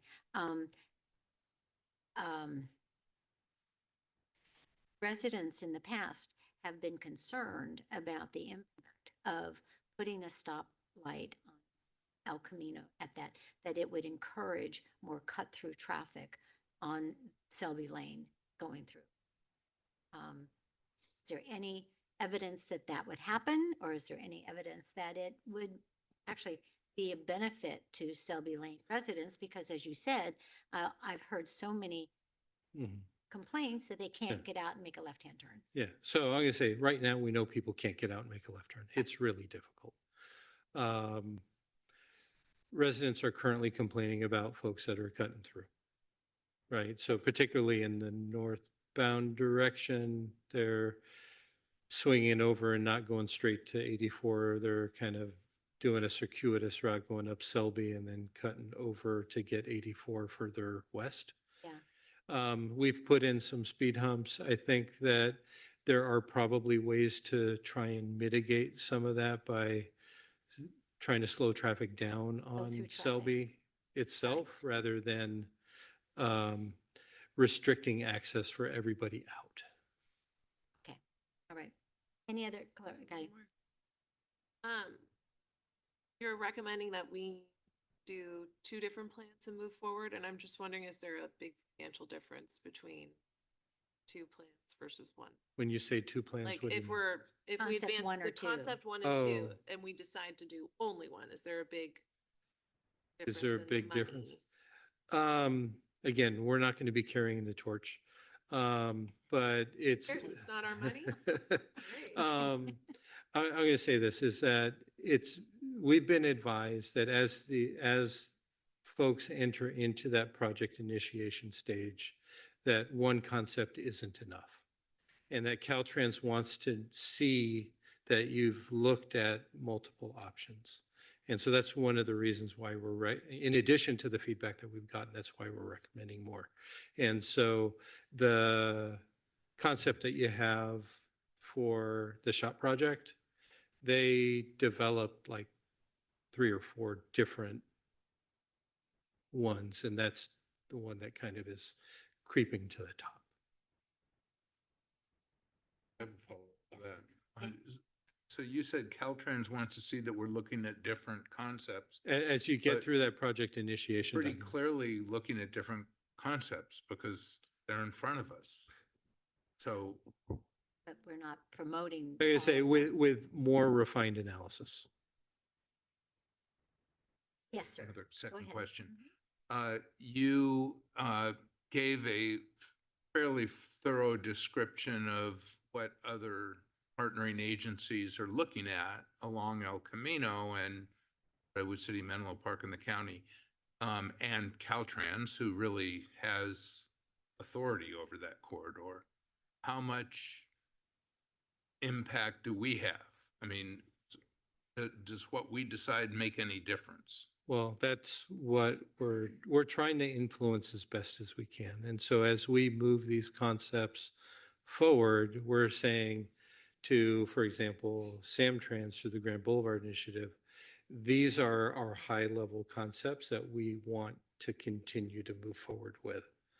And those, I'm going to say, they're going to have, I'm going to say, our local partners, I'm going to say, between the TA, and I'm going to look over there, we have some TA folks here, and Samtrans are really going to need the blessing of the local agency as they push these visions forward. And so we're in partnership with them, and we hope to be in partnership with the state as well. And so the more that we have with us in terms of with CCAG, Samtrans, and the TA, the more sway we have with the state. Yes. See some Okay. heads nodding. I'm That's getting my good. nodding head, Yes, so. good. Okay, yes. Okay. Councilmember Whitmer, did you have one more clarifying question before I open it to the public? All good. Okay, now's the time for any members of the public to come and speak on this item. You have minutes. I have a few folks that have already turned in cards, so if we could start with them. They've turned in cards? A Oh, few, yes, a few. go ahead then. Can we get a Katie, Behrooz? Roz? I don't want to mispronounce. Can you just make sure the mic is good?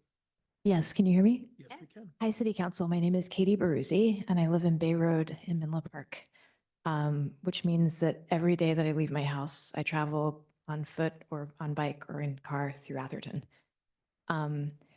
And I've biked and driven on this segment of El Camino frequently over the years. I used to work at Peninsula Community Foundation in San Mateo, and I liked to commute by bike. Usually I would take Old County Road or Alameda if I had a little more time, but on the days when I really needed to get there fast, the direct route was straight up El Camino, and I was taking my life in my hands, but I could get to that 9:30 meeting on time. I have an 18-year-old son. He's about to leave for college. He still doesn't have a driver's license. And when I tell my friends around the country about this, they're kind of amazed. But the fact is that we live in such an amazing place that my kid has never had to learn how to drive and I've never had to be in a minivan all the time taking him places because he can get everywhere on two wheels or in a train. And it's this phenomenal gift. I will tell you though that I freaked out one time when I looked at my phone to see where he was, and I saw that he was on El Camino.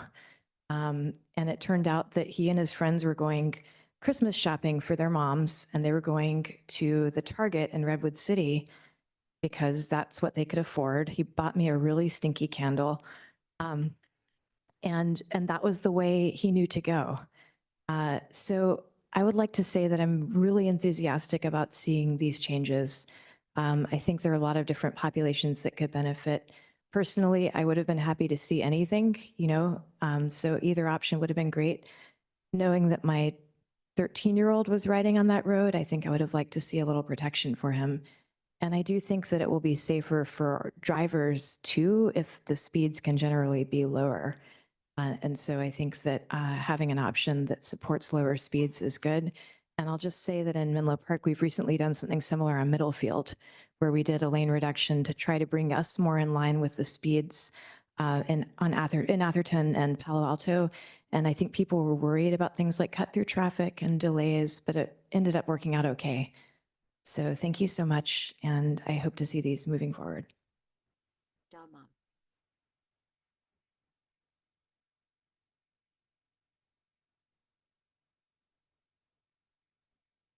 Hi, council members.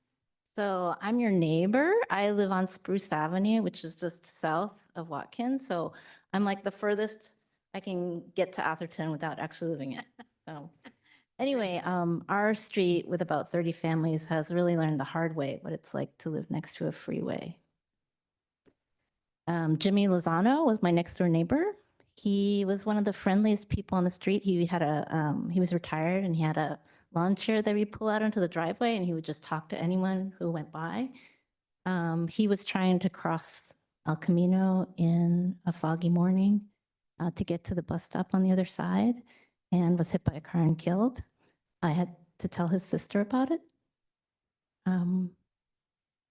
Another of my neighbors, Amiko Chen, this happened before Jimmy.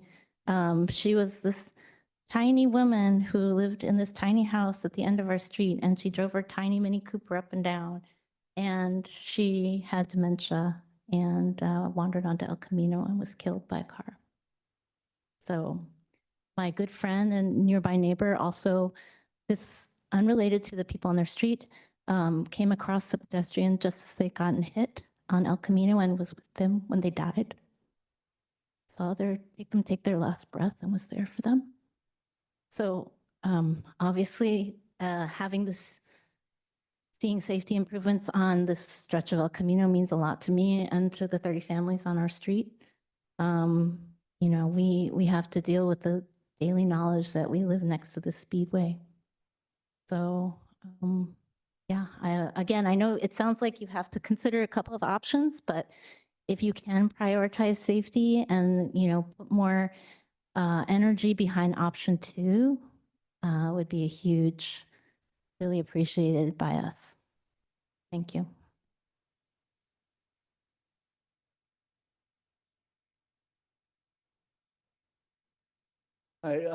Forgive me, I'm not sure I can get through a statement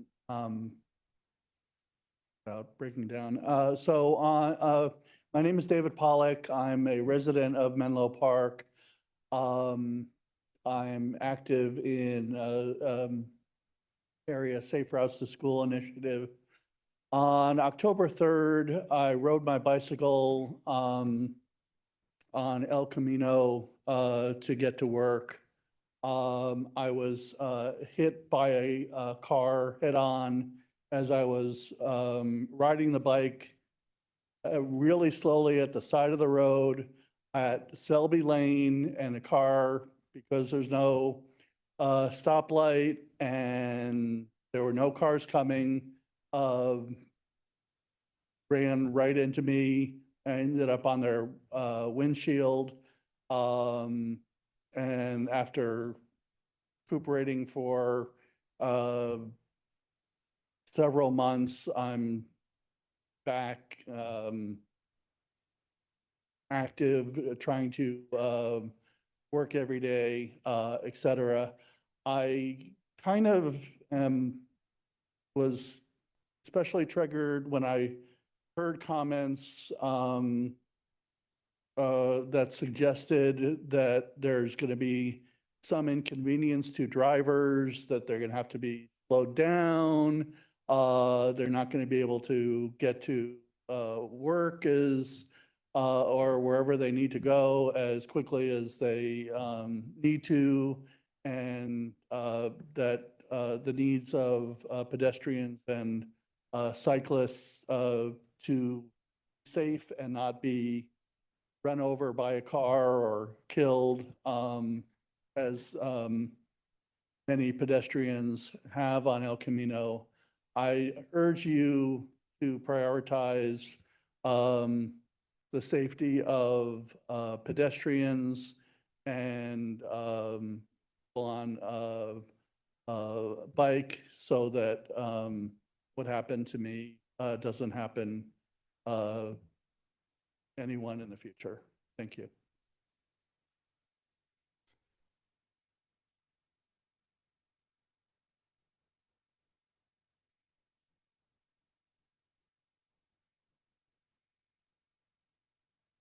Thank you, Council. My name is Matt Jones. I'm the Advocacy Director for Silicon Valley Bicycle Coalition. The Bike Coalition, we're dedicated to promoting safety-first transportation design with special emphasis on our most vulnerable users, which is pedestrians, cyclists, people with disabilities, and our children and seniors. Now, we've been tracking this project and we've been participating in working groups. I sent you all a letter by email. I'll kind of give you a truncated version of that. We spoke with community members, and basically what we heard and learned about the community here in Atherton is there's a lot of schools on El Camino Real, and it crosses jurisdictional boundaries. So for people getting to home, to school in Atherton, in Menlo Park, people, do want to be able to get to school safely, cross El Camino Real safely. And so we think that pursuing the safest design is going to be what's in the best interest of Atherton families. And what we found from existing road conditions is that there's sections of El Camino that, where sidewalks are completely missing. There's 3 lanes of traffic in each direction. There's no safe bike markings on the road. And, you saw in staff's presentation, there's sections of El Camino where traffic's going up to 45 miles an hour. And that means there's an 80% chance of dying if you're a pedestrian, if you're hit by a car at 40, and that drops to 10% if cars are going 20. So putting safety at the forefront of decision-making literally will save lives. And the other thing we heard is that pedestrian and cyclist safety rank as the most important priorities for travel, 8.5 and 8.2 respectively. And because of that, we think that this is centering those decisions will best encourage walking and biking for all locals, including the children and teens that live in and go to school in Atherton. So there's 2 options before you. We're calling option 1 cars first and option 2 kids over cars. And we're asking you to advance kids over cars. We've already heard from community members who have had to, deal with the trauma of losing a neighbor, losing a friend to traffic violence. And so we think that advancing 2 options could create confusion about council's priorities and allow more discretion from Caltrans staff on the road design aspect of the project, which could limit the safety.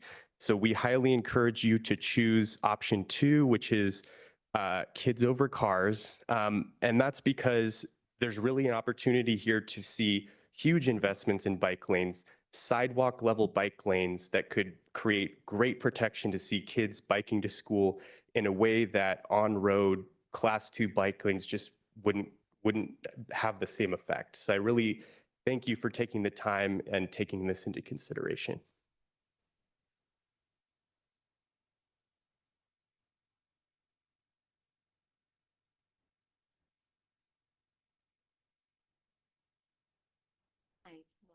Hi, my name's Ken Kirshner. I'm a neighbor in Menlo Park. I travel the corridor to Redwood City maybe 5 times a week, sometimes in a car, and my preference would be to do it much more on my bike. I'd like to encourage the council to support option 2, a road diet with sidewalk level bike lanes. Those bike lanes would reduce crashes by up to 47% from scientific studies. They don't cause unnecessary traffic delays, and they make our streets safer for everyone, especially kids and seniors. And this is Atherton's chance to lead with smart, evidence-based design. Thank you. For your comments. Other member of the public? We'll go on to our online.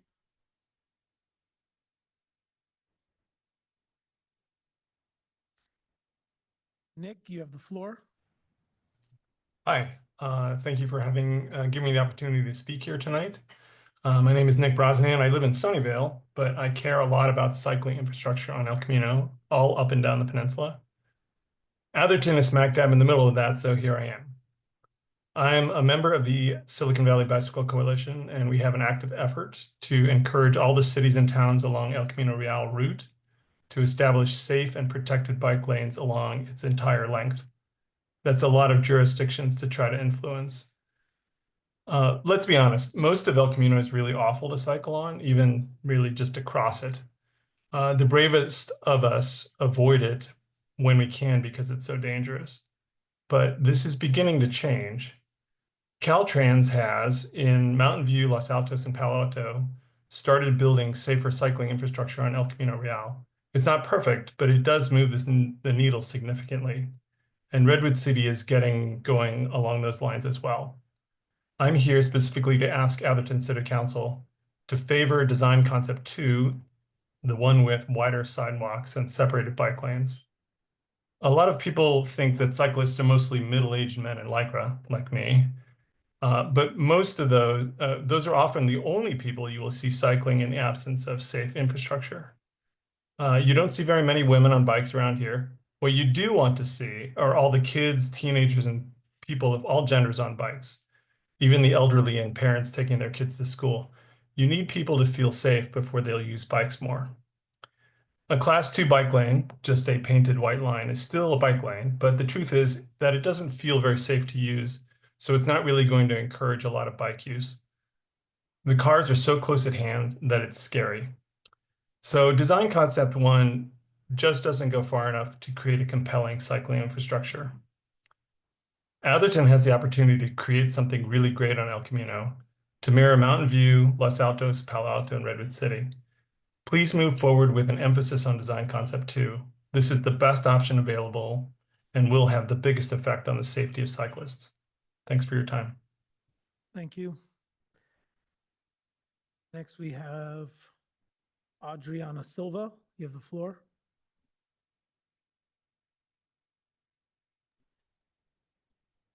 Hello? Yes. Okay, hi.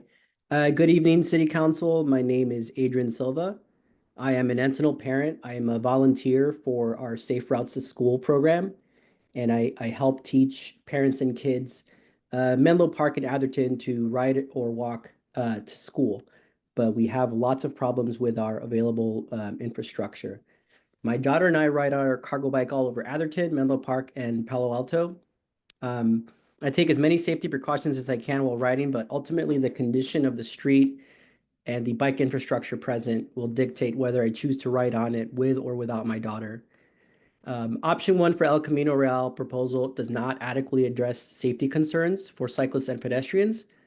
I understand that you are not specifically voting on choosing option 1 or 2 today as was presented in your staff report. However, I wanted to recommend for a taste of if you were to keep option 1 and not remove one of the lanes, I recommend you go for a walk along El Camino Real in Menlo Park from Kepler's down to San Francisco Creek. The narrow sidewalk feels exposed to high-speed traffic and makes for a less than pleasant experience. Again, if we don't make this a comfortable conditions for us to use, people will not use it. If Atherton chooses to entertain option 1, we are missing a great opportunity to make a street that works for everyone. A few years from now, when El Camino Real is no longer a high-speed racetrack from Redwood City to Menlo Park, Atherton residents and neighbors, including our seniors, children on bikes, parents with babies and strollers, will be able to use it to get to destinations such as the Atherton Library, Holbrook Park, Menlo College, and Encinal Elementary. Maybe on the weekend, folks can walk or ride their e-bike down to Springline for a cocktail or a nice dinner. This is the future that I am envisioning and that I hope Atherton is as well. Let's make El Camino Real both functional and pleasant for our residents and neighbors. Thank you for your time. We do have Catherine Dumont. Sure you reset the. Yeah, I'm still going to cut him off at Okay, 3, but great. yeah. Hello, good evening, Mayor Lewis, Vice Mayor Holland, and City Council. My name is Catherine Dumont. I live in Menlo Park. I'm a Bay Area native. I've been driving El Camino Real for more than 45 years. It's certainly it's never felt more dangerous to travel than it does right now. Most of the time, if I'm taking the El Camino from Menlo Park north, I'm going to Redwood City for a short trip. I would like to ride my bike, but I usually take the car. to get to, doctor's appointments and things like that. And I really want to congratulate the town for completing its multi-phase study and doing this first step. So important, consistent with the town's pedestrian and bicycle master plan that was adopted 11 years ago. And the goals of the study are so laudable: to improve safety and quality of life, connectivity, equity and access, and sustainability. I mean, those are what I would love to see us doing all along El Camino, including in Menlo Park when our time has come. So I will be actively working on that as well. And I did send an email and with a link to to a Vision Zero report from January of this year with some very encouraging success stories from all over the country, including right here in the Bay Area, about what redesigning streets and lowering speed limits, especially on high-speed arterial streets, does for reducing the severity of injuries and pedestrian fatalities. And I'm just strongly believe that one death or serious injury is unacceptable, and I highly support option 2 as a more safe option in the long run that will give us the meet the goals that you guys have in mind. Thank you. Thank you.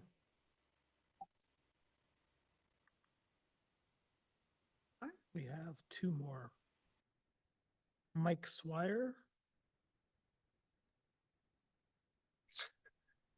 Yeah, hi. Thank you, Mayor Lewis, Vice Mayor Holland, and member. Hi, Mike Swire. I am chair of the CCAG Bicycle and Pedestrian Advisory Committee, but I'm speaking on my own behalf tonight.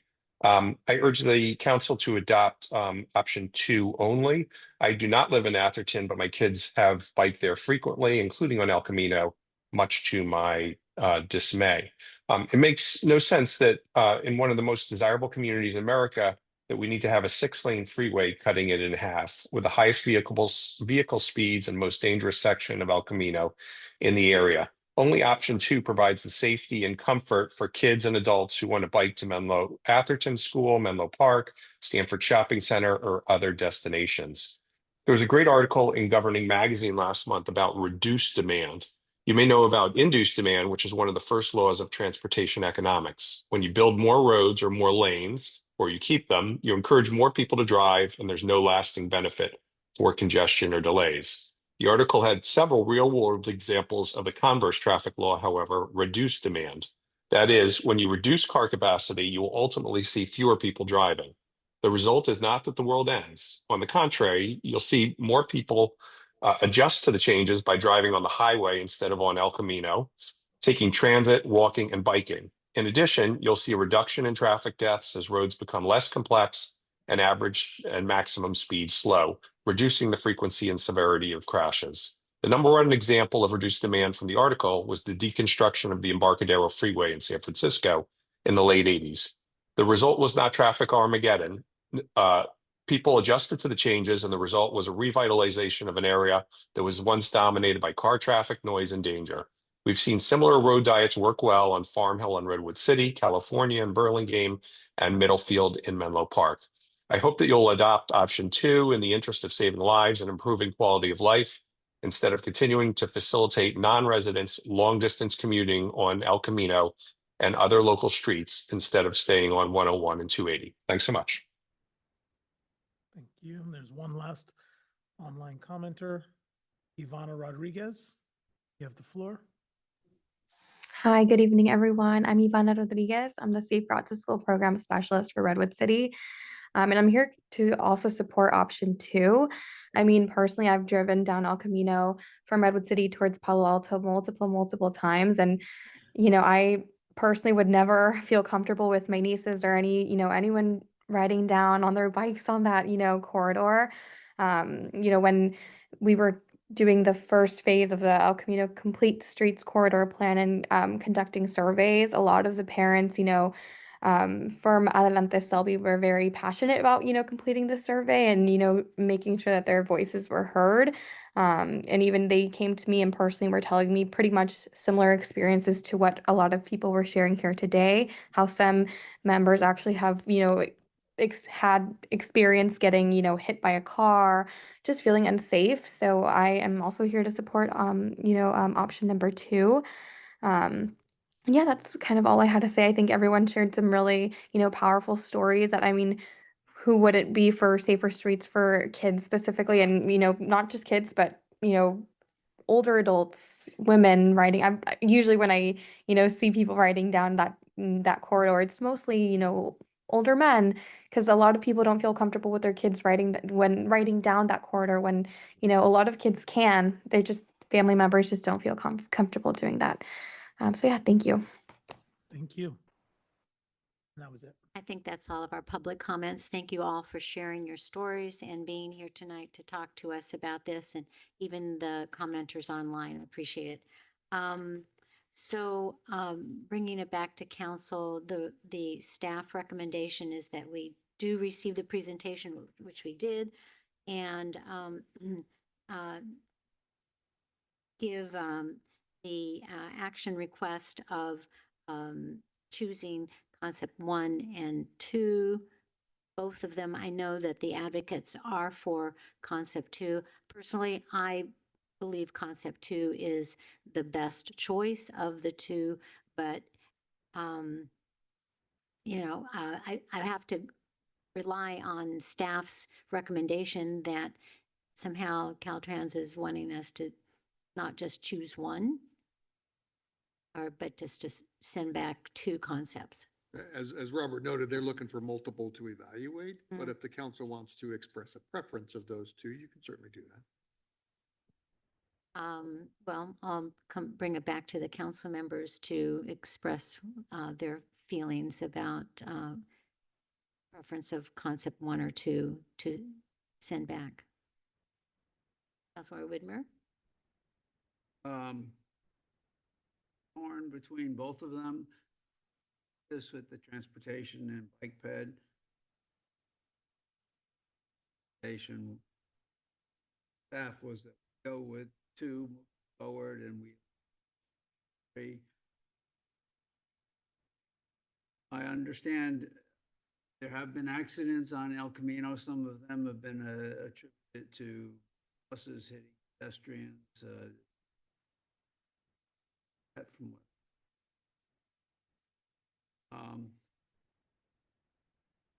The plan is to reduce the lane widths down to 11 feet, also with slowing down traffic. Look at the demographics of selected what. Our people that we're representing here said like to maintain 3. So at this point in time, 3 lanes. Oh, on each not concept 3. Yes. and Thank you for clarifying. So I believe we should go with 2 at this time. Also at the Transportation Committee, Robert informed us that discussion that Caltrans was just going to go project meeting, and in which case then they're going to make whatever decision they want to make. So at this point in time, I don't think we're ready to make.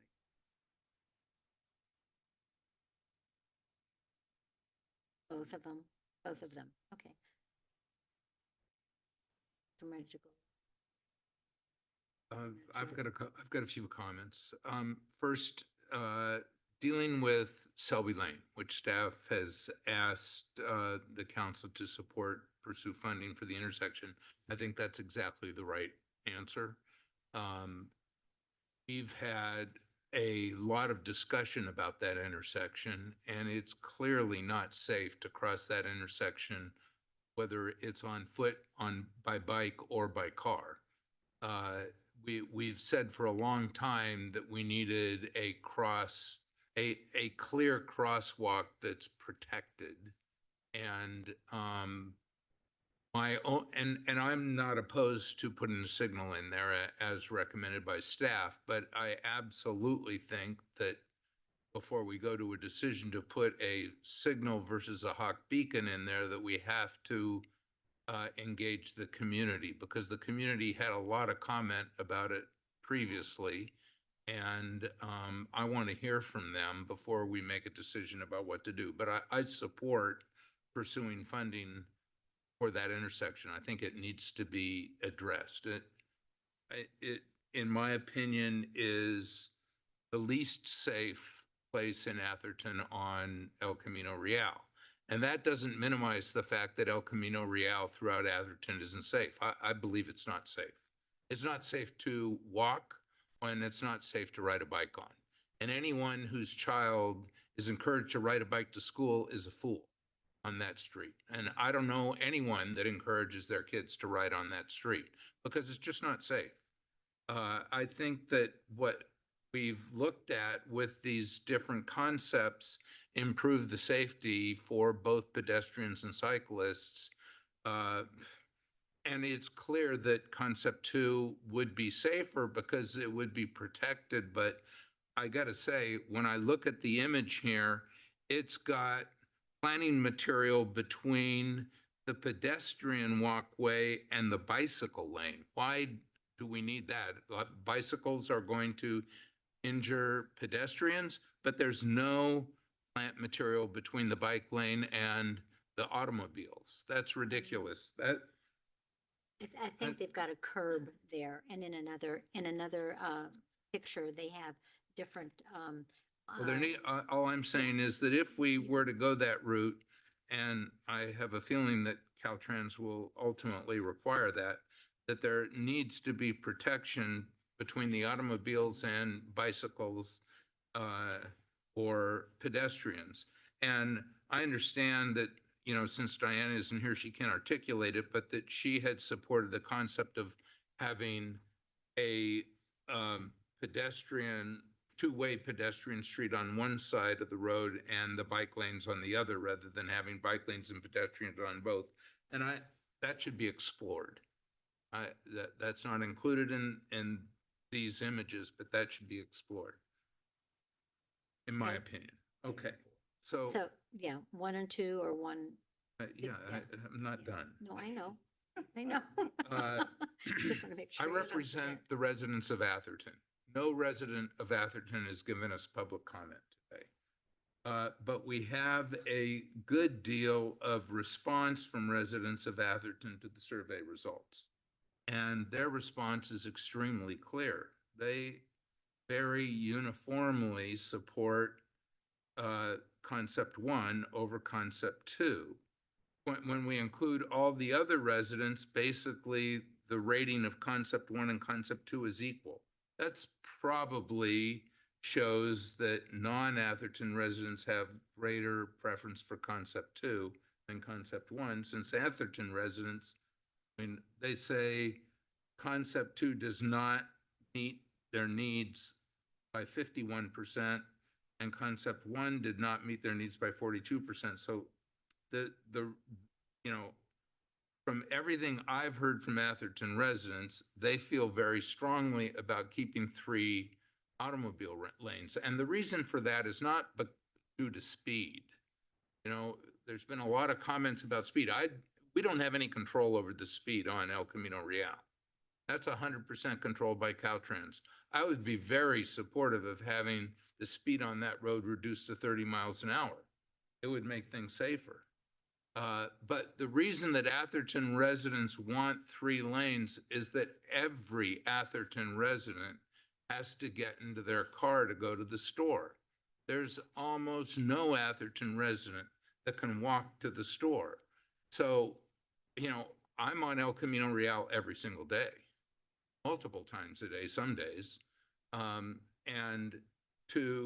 the concern that Atherton residents have is what 2 lanes versus 3 lanes would do to congestion. And that's a very real concern. We have to figure out how to address that. And I guess if Atherton residents aren't going to actually come and speak to us, then it makes it a little more difficult. But I think that's an issue that we have to deal with. And I've heard in lots and lots of emails that Atherton residents are very, very concerned about reducing this road from 3 to 2 lanes. So I would have a strong preference for keeping 3 lanes, but finding and I like the idea of reducing the width of the lanes because I think we'll both slow down traffic and it gives us room to put in both bike lane and a walkway. And maybe it would be better if we followed Diana's concept and did bicycles on one side and pedestrians on the other. I don't know the answer to that. Vice Mayor? I have a lot to say about this. No surprise. Statements? I think so. I've been on the transportation committee meeting. I've been in the outreach meetings about the bike lanes, and I think what the Atherton residents were asking about and concerned about was the impact on traffic when you reduce the lanes. And I don't think that answer was made as clearly as it was today, in that the staff report, the report now says 1 time of day in one direction, the maximum impact is 90 seconds. If you asked an Atherton resident, are you willing to drive for 90 seconds longer for 1 time of the day, one direction, to give such an improvement for bike and pedestrian safety? I think it would be a no-brainer. I think the question of how reduced to 2 lanes was just not answered clearly enough in all of our outreach. And I think when you put it in that way, I think the answer will be very different by Atherton residents. I think also, if you look at all the data of how people are using El Camino, they're driving short distances, they're taking their kids to school. That is an opportunity to get fewer cars off the road, to get more cars off the road, fewer cars on the road, by giving them chances to ride their bikes to school, to do their grocery shopping. I do my grocery shopping on my bike, but it takes me a lot longer because I can't go down El Camino. And my son will eventually go to Encinal. He'll have to cross El Camino. I'm not letting him go on a bicycle in its current state. But if option 2 was an option for me, I absolutely would consider sending him on a bike to Encinal. And if you look at the volume of traffic, we just had spring break last week. Traffic was so easy through Atherton because there's no school drop-off traffic.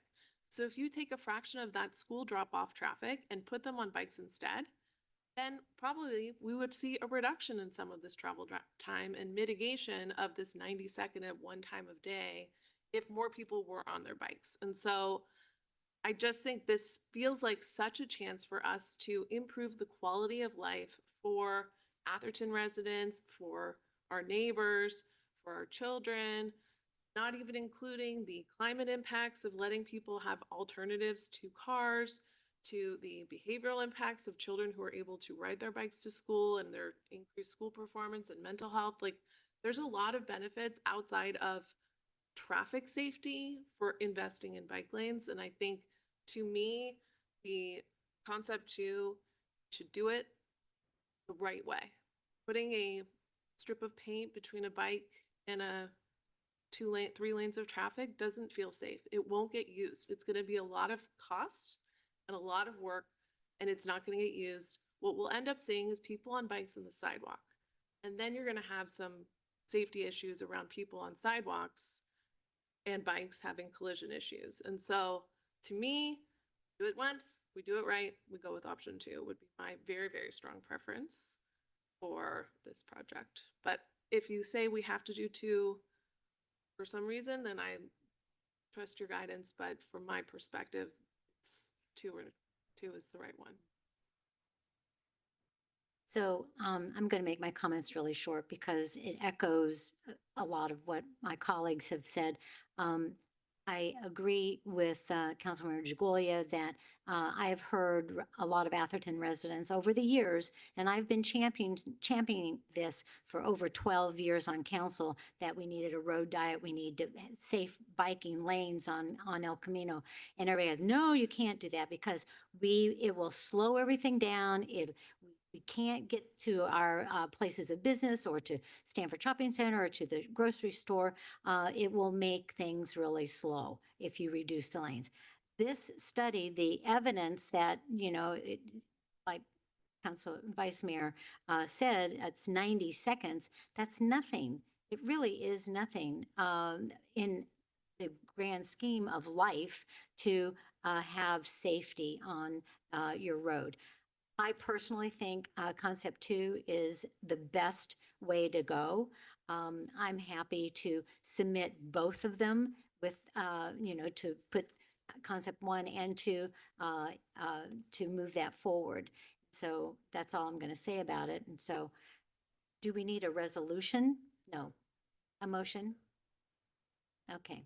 Well, I will make the motion that we move forward with concept 1 and concept 2 according to the staff recommendation. I have a motion and a second by Councilmember Widmer. Those in favor, say aye. Aye. Any noes? Any abstentions? Hear your vote, Councilmember DeGolia. Quiet vote.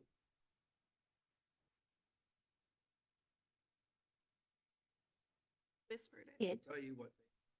all in favor. So this passed unanimously, and thank you all for spending your couple of hours this evening with us. I appreciate it very much. So if there's no other I have a business. report. I have a report too. Go ahead. Councilmember Widmer, what's your report? I'm on the Palmer Park Foundation, and they have chosen to fix the fountain. They picked the fountain up just earlier this week, and they have somebody who repair it and on parts for it. Spoke with the city manager, and Robert are going out The debris? where they were. Yeah. Tyler at the travel in. So hopefully in summer, we'll have the fountain running. Great. That's good news. Like to Thank you. say that. I know a lot of people miss that. Okay. Okay. Any other council member? Vice Mayor? I have just a one. Yeah. During our transportation committee, the Encinal Safe Routes to School people came and invited us to participate in their bike bus on Earth Day. They're supposed to email us the info. They tried emailing and I didn't get an inbox, so I connected George with them and hopefully to forward all of us. But we'll ride our bikes together on Earth Day if we want. Well, a bunch of pack of kids. Adrian was online tonight and commented, so hopefully he'll send something in. Goya, yes. I'll give a quick report on Peninsula Clean Energy. So, Peninsula Clean Energy is in just great shape. We have increased the discount that is provided to electricity purchasers in San Mateo County. It's now a discount that ranges from 10 to 15% below PG&E. We have saved approximately $190 million for the county for the ratepayers since we were formed, and we're in the middle of developing a new 5-year strategic plan that is extremely sophisticated and not yet available to distribute, but it's going to be very interesting. Are you still the chair? No, Or last year though? correct. Yes. Okay. So my report, I had a fun event at last Sunday. The Atherton Youth Advisory Committee Council organized an Easter egg hunt for kids 0 to 2 and then 3 to 5 at Holbrook Palmer Park. They about probably 30 to maybe 50 little kids were there, and they got prizes, so that was fun. And It's not like it used to be. no, but they're just getting started. It was this was the first one since the Dames, and so yeah, it's Fiona Lumpris in her group. Yeah, it was really fun. Something else I did, but anyway, last night. What'd you do last night? Too. Now we're interested. George would know. What happened? Fireboard? But the fire board, right, right. So I presented a plaque in recognition of Fire Marshal John Johnston. 25 years, he's retiring, and Anthony put together this wonderful framed proclamation, and I got to read it, and it was really lovely. He had his whole family there, and Supervisor Ray Mueller and Lisa Gauthier gave a proclamation, also a resolution they did. And I guess at the council, Menlo Park Council meeting, they're going to do. So anyway, that was a really fun thing. He's such a strong guy. He's such a strong guy. It was really wonderful. So that was a lot of fun for me. So I had a good time being mayor for those two events.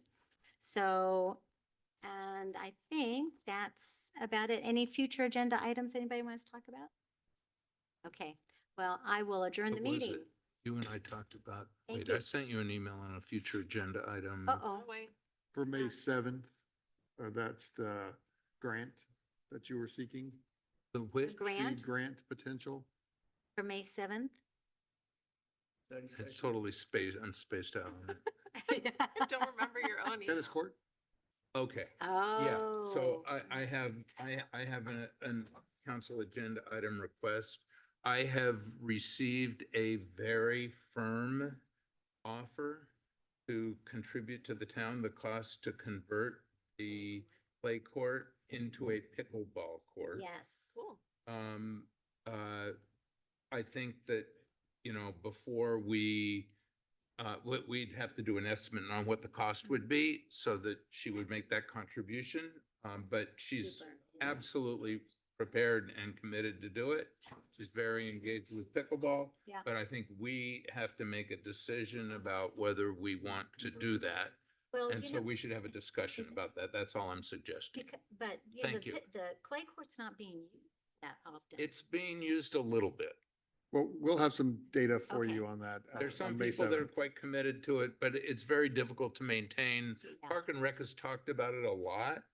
And it was one of the CIP things that Park and Rec was going to bring to us.